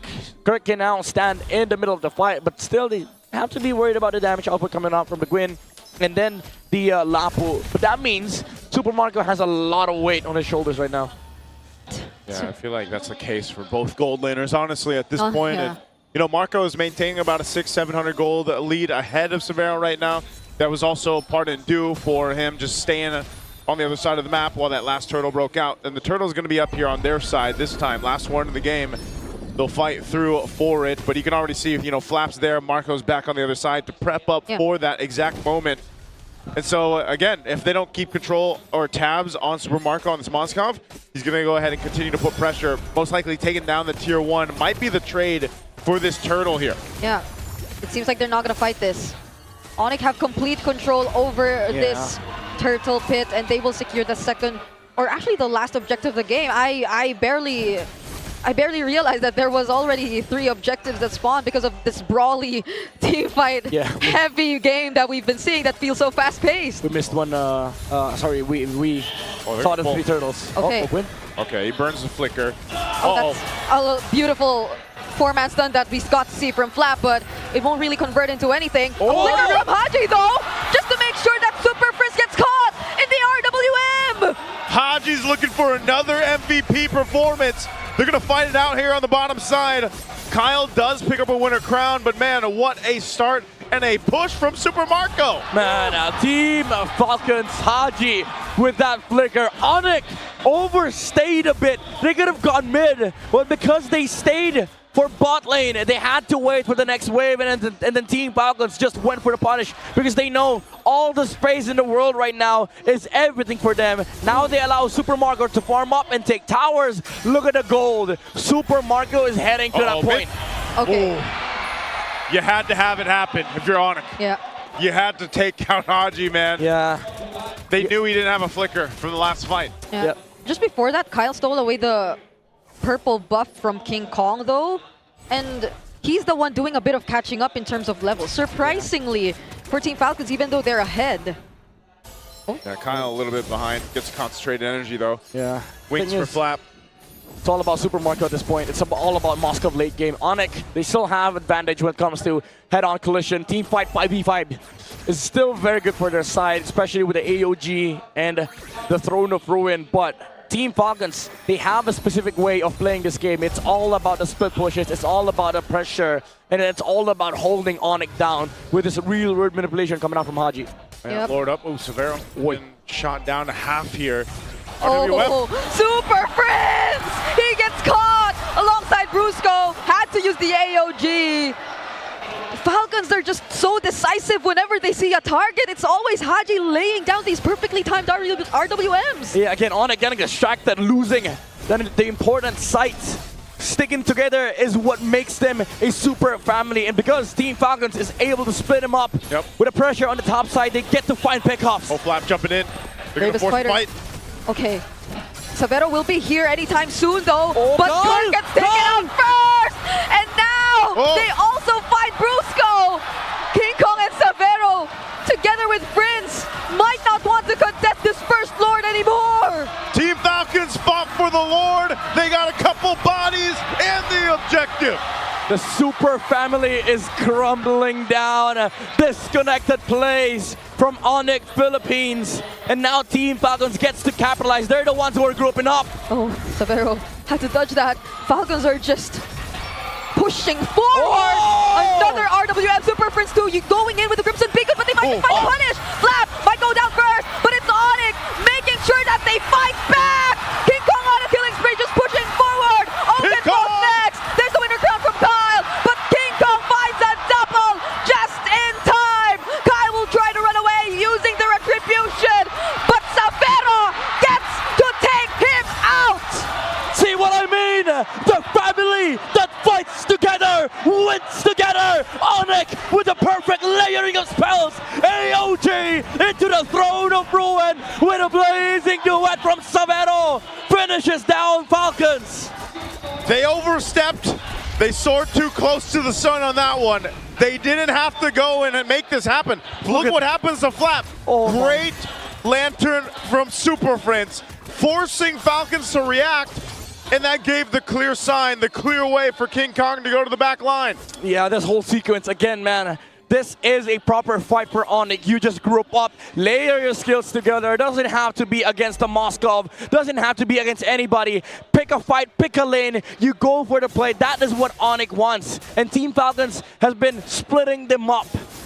Oh man, what a beautiful team fight and defense. Yep. Onic found themselves in, giving them some breathing room into this game, because if that was more of a disciplined approach from Team Falcons, just take the tier 2 out, you got a Lord, great, you know, you've got this lead building up, then it wouldn't have been anything much for Onic. But after that team fight, now you set yourself up for the next Lord in about a minute. Yeah, because Onic and their rundown capabilities are no joke, I feel. Especially if Falcons already lose their box. Because at that moment, I feel like they've already expended majority of their resources that could have been the advantage for them if they were able to force the fight in their terms, but that was not the case. Onic knew that they no longer had these key resources, so they just kept running through them. Yeah, again, this is where the push and pull starts, right? For Team Falcons, the way they start the fight is you split them up first. You split up the family, and then you go for look for SOD plays, RWM, and then the combo with Kyle to dish out the necessary damage and find look for pickups. But for Onic, it's as simple as pick a target, pick a lane, let's go and fight. So this next objective, this is big for both sides. For Falcons, top lane control is of utmost importance, but for Onic, they can just look for a brute force. Yeah, let's see what they end up doing here. Again, heart rate on Onic's side, of course. Yeah, the nerves. Yeah, the nerves there. The nerves. Especially after the fight. He looks so calm, but he's 100+ BPM. Yeah, you're gonna hide it. You know, again, they're facing this potential game to get sent out of the playoffs here and now. Top side. This Lord is here. Super Marco still on that top side. This could be a massive team fight to break out for this Lord. With the entrance of Super Marco, half health on the Lord here. They're going to go ahead and full commit. Wait, they're already somewhat half HP! Oh my goodness, the timing of the land shaker and the retribution from Kyle! Rusko might be going out first, but Kyle finding a 2-man spatial migration. Could it be enough though? Onic are crumbling. Kirk going in. He's trying to sustain as much as he can. But you see them fall one by one. Marco's too good with it on the Moskov, and Onic loses a fight that they needed for the Lord. They didn't even use the Purify on Super Marco. He committed to go inside the fight. He knew there was nothing left on the tank of Onic. And Kyle with the jump as well. Now they're looking to break the base of Onic. They have the Lord with them. Savero has the blazing duet. But what would be the call? It's a 5-man attempt from Falcons. They're gonna try to work on Brusco first. Phantom Steed! They find the kill on Ogwen. Falcons are not gonna force. Silverfish comes in with the Crimson Beacon, and they're gonna find Flap! King Kong's unstoppable! The Super Fam stays alive!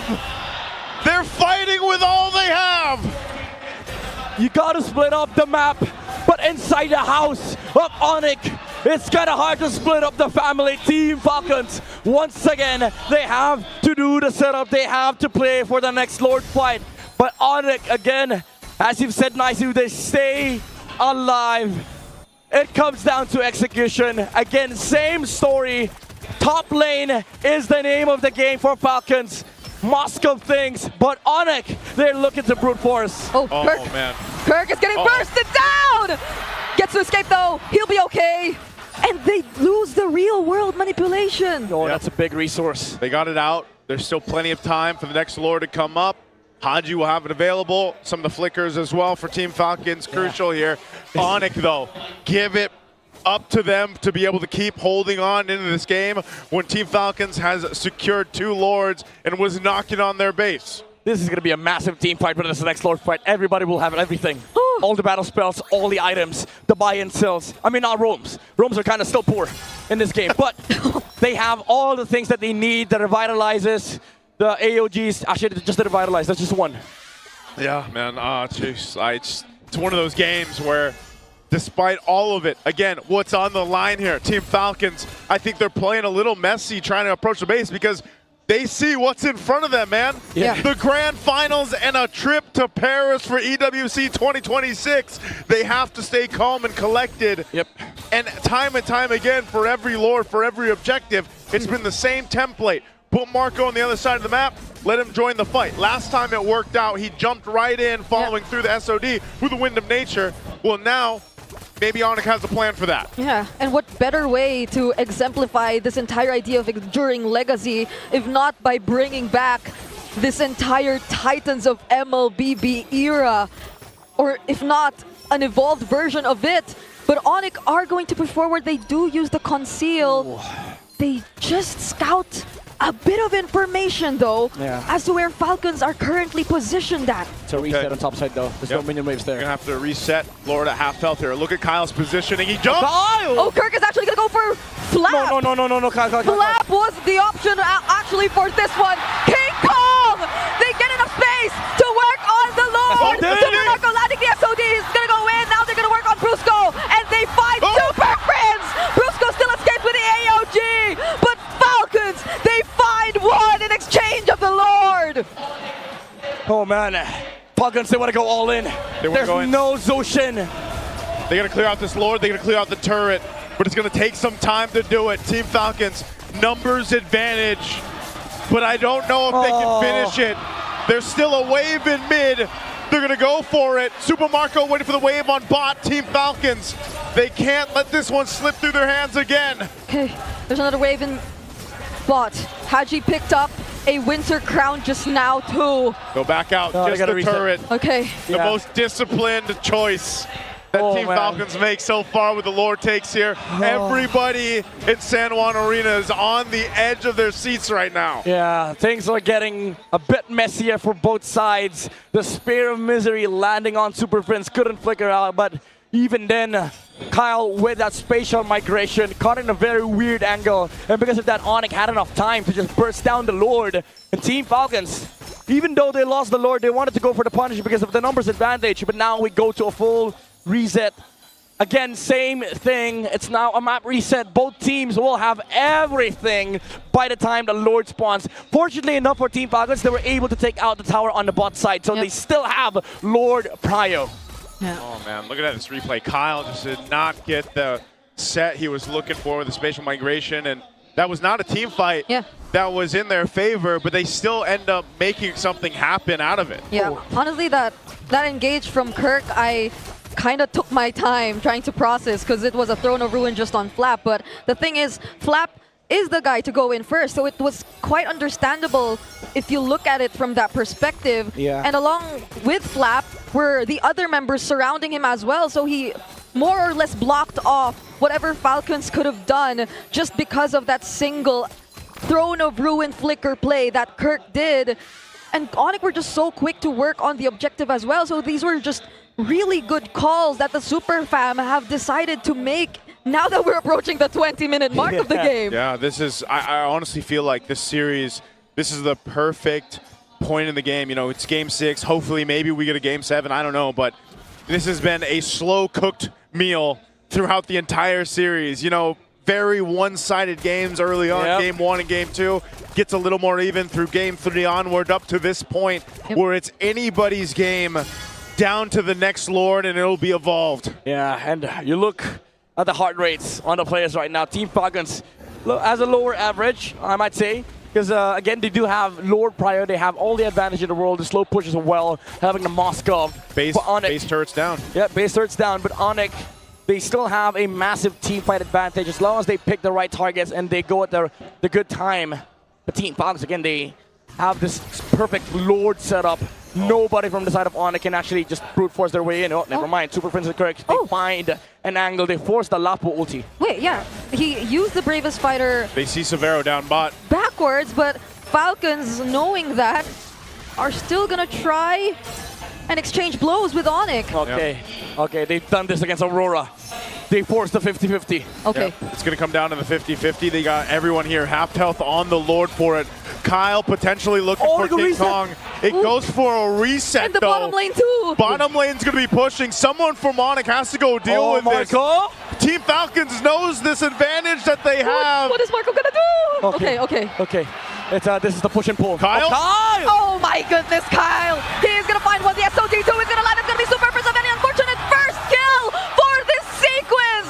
Onic using the AOG still to re-engage. They're going in for the full commit, but that might not be what they want. The minions are coming in the base, and they've already lost 2 members. Ogun going in with the flicker. They're still gonna try to cut them off, but 3 members of Onic have made their return to the base. They're down 2 members. Severo? Team Falcons. Severo goes in.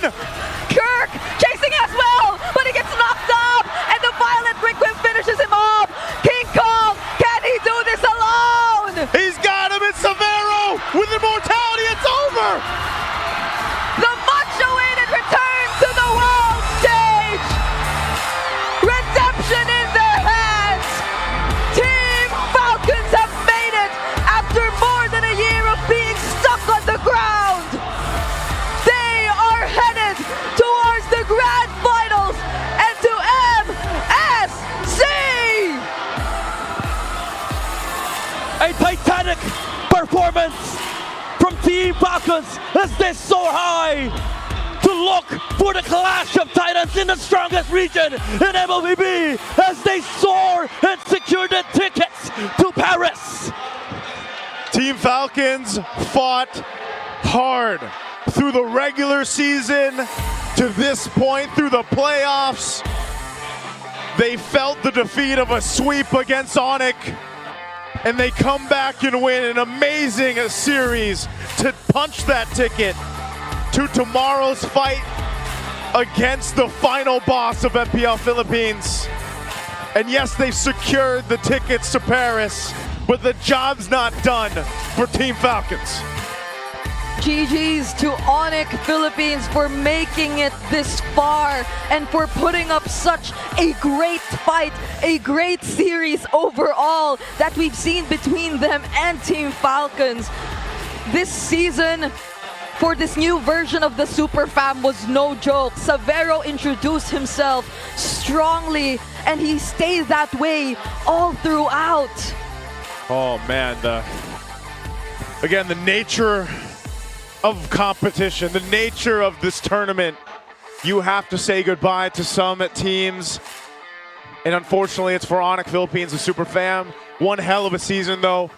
The first team to bring in an import into the MPL Philippines to have an amazing run. Severo, I think he just won the hearts of many, many Filipinos here in the Philippines and just fans around the world. The Super Fam should be able to hold their head high on this note, but you know damn well they want to come back next season stronger.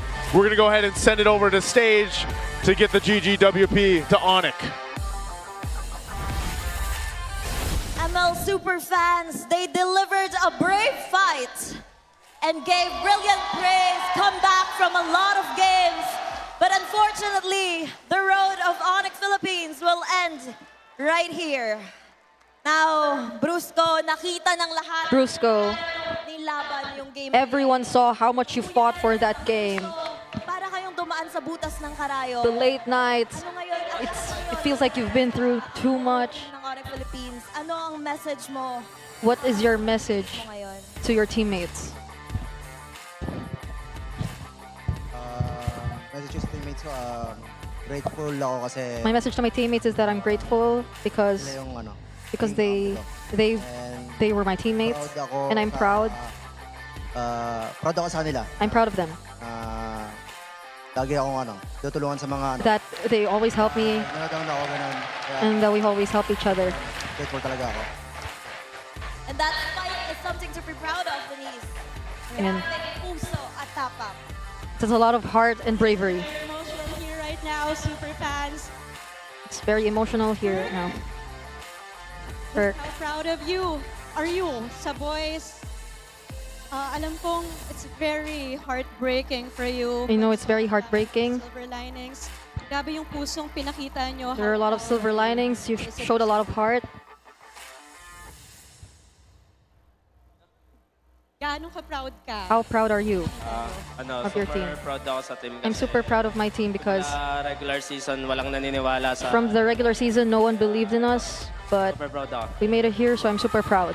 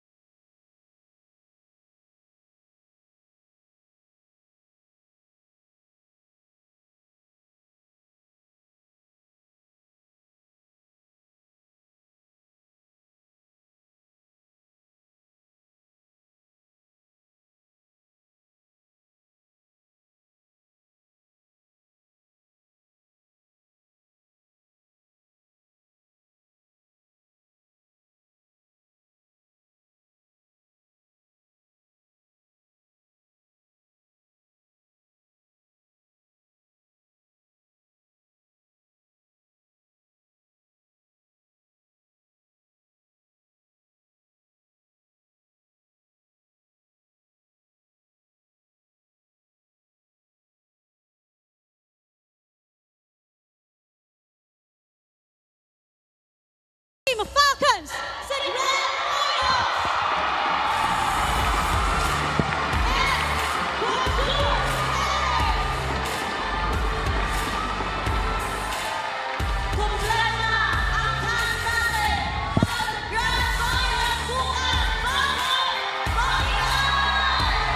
Or Kaya masasabi ko lang, at sure ako na sulit ang puyat ng Team Falcons ngayon. Balita ko, 5 a.m. na silang nakatulog.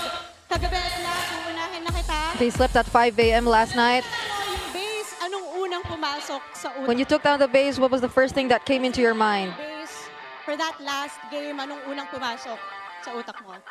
Unang pumasok sa... Nothing entered my mind. Yes, Paris. Yes, Paris. But at the same time, Parang sakto lang ito ako. Finals mabuhay. I'm not that fulfilled as much just yet because we still know that there's finals tomorrow. Very new Team Falcons that we're seeing. A very, very composed and disciplined Falcons. I can't wait to see. And new na Haji. Haji. New member. There's a lot of people shouting. Lumusot sa butas ng karayom. You've been through so much. You've been through push and pull games. Now, could you summarize for us how difficult the matches you've been through were? Ano po sobrang hirap po talaga kasi Very difficult. first sa kanila, sila talagang pinagandaan talaga namin sila kasi We've been preparing for them a lot. yun nila na parang yun yung pinakamalakas sa na team. So, hirap talaga kagabi. We really consider them as the strongest team. Namin sa mid. So even last night, Yung kanina rin nung pagkagising. our discussion took a while, and even earlier when I woke up, Nag-overthink ako. I was overthinking. Hindi talaga siguro bukas when they go to the grand finals today. I'm excited tomorrow because it's going to be the Clash of the Titans 3.0. Falcons against Team Liquid. Daddy Ogwen, anong maasahan namin sa inyo bukas? What can we expect from you tomorrow? Mas ganda yung panalo. We'll do better. Tsaka expect nyo na And expect hindi madali yung championship sa atin. we won't easily give over the championship to TLPH. Everyone, hindi nila yan basta-basta ibibigay. Thea. They're not gonna hand it over that easily. Natin si Super Marco. Now let's ask Super Marco. What an outstanding game. What an outstanding game. From you today. You are the best gold laner. I mean, that's super makmak for you. At bilang best gold laner, And as the best goal laner, ano dapat naming asahan sa'yo? what should we expect from you? Sa tingin ko, I think performance ko eh. my performance will stay the same, but it just might be a bit more explosive. So talagang hindi na matutulog para bukas na grand final. So they might not sleep anymore until the grand finals. Ano naman ang message mo sa napaka- Kai, what's your message to the very energetic crowd supporting Team Falcons? To all the supporters, thank you so much!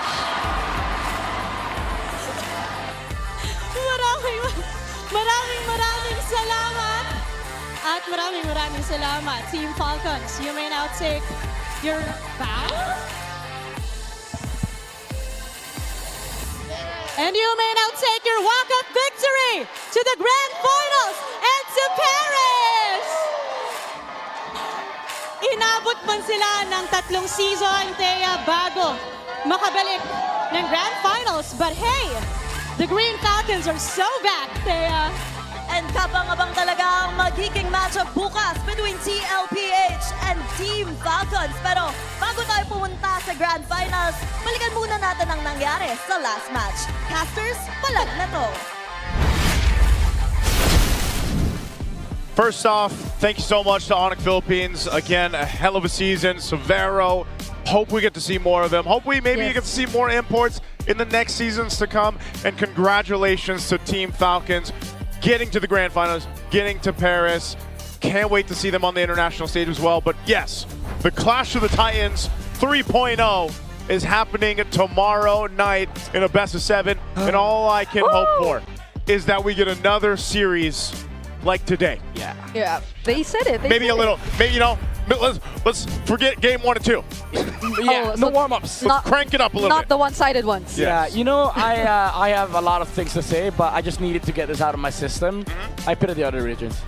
Like, I pity the other regions. Like, we're sending Liquid and Falcons. Like how LaFell said yesterday. Yeah, the Titans of It's a MLB. horror movie. It's a horror movie. That now the other regions are watching this. God damn it! Just like that? Yeah, That sounded like, dude. But why you gotta send Falcons and Liquid? Dude.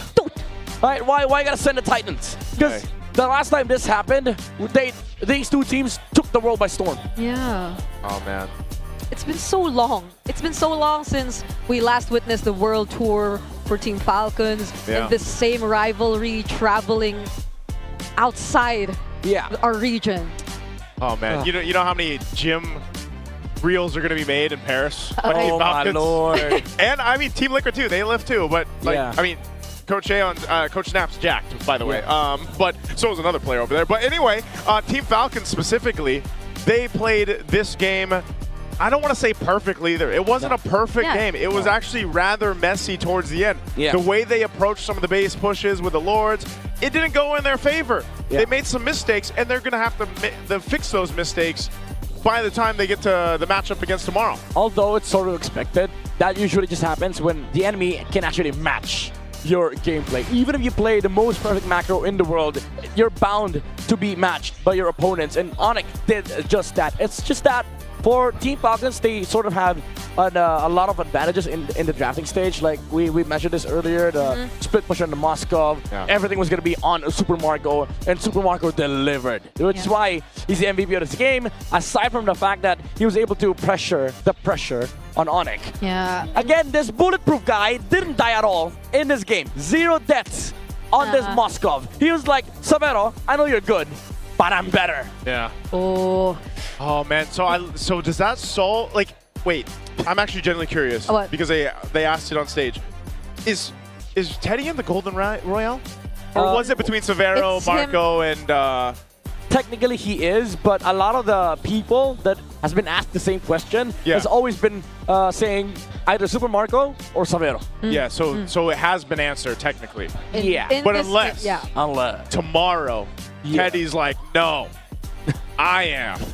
That's something we leave for tomorrow's match, I feel. But at least for now, in this so-called golden real that we established between these two teams first, yeah, I sort of feel frustrated to see that was the kind of last game we saw from Savero, because I feel like we barely got to see him really do his thing. The typical Savero clutch genes weren't really something we completely witnessed in this game, and I sort of understand, because from the very beginning you have to worry about the Hilda, the kinds of rotations that they do, and this entire idea of them splitting up the fights constantly, and it's not just in these main team fights, but also maybe their attention also got somewhat split, because it's just always the pressure from Super Marco. That's weird, right? Saying the pressure, but on Super Marco. I agree with you. Like, it's so frustrating for Savero, because you know why? The last time he lost on Claude, it was also up against a Hilda. Yeah, it was JP's Hilda. Yeah, because you saw that in the last center exchange too. Ogwin was sticking on him, and that's what you do. And so, you know, Savero had to deal with that. But let's go ahead and listen in on this victory for Team Falcons with the Infinix Liquid Cooling Beast Mode mic check. Farm lang muna, Moscow tayo. Winning condition natin. Ipitin natin back. Kaya walang gugo sa'yo dyan, Flap. Pag na, Flap, pag na. Kaya. Bante, kaya. Velocidad, ha. Okay lang. Liga na Nice one. Flap. Gusto niya? Dito nga. Puro. Libre pa ta. Tara, baksa ko. Saan ka ba? Nice. Tara, push ko natin, Flap. Tama, tama. Tara, boys. Stang ka, boy. Stang ka. Limit ako. Out tayo. Tara. Wait lang, Mike, ha? Walang ulti alis. Alis.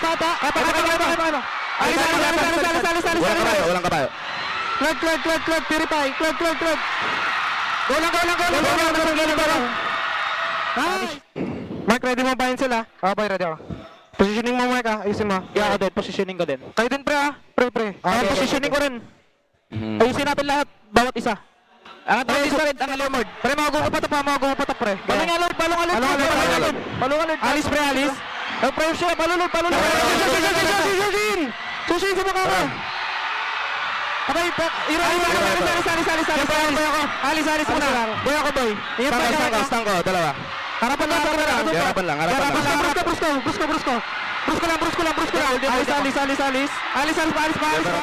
Hindi tayo, papamatay to. Alis, walang flicker, ha. Winter ako. Alis ako. Alis muna kayo. Boy ako. Alis, Mike. Stang ko, Claude.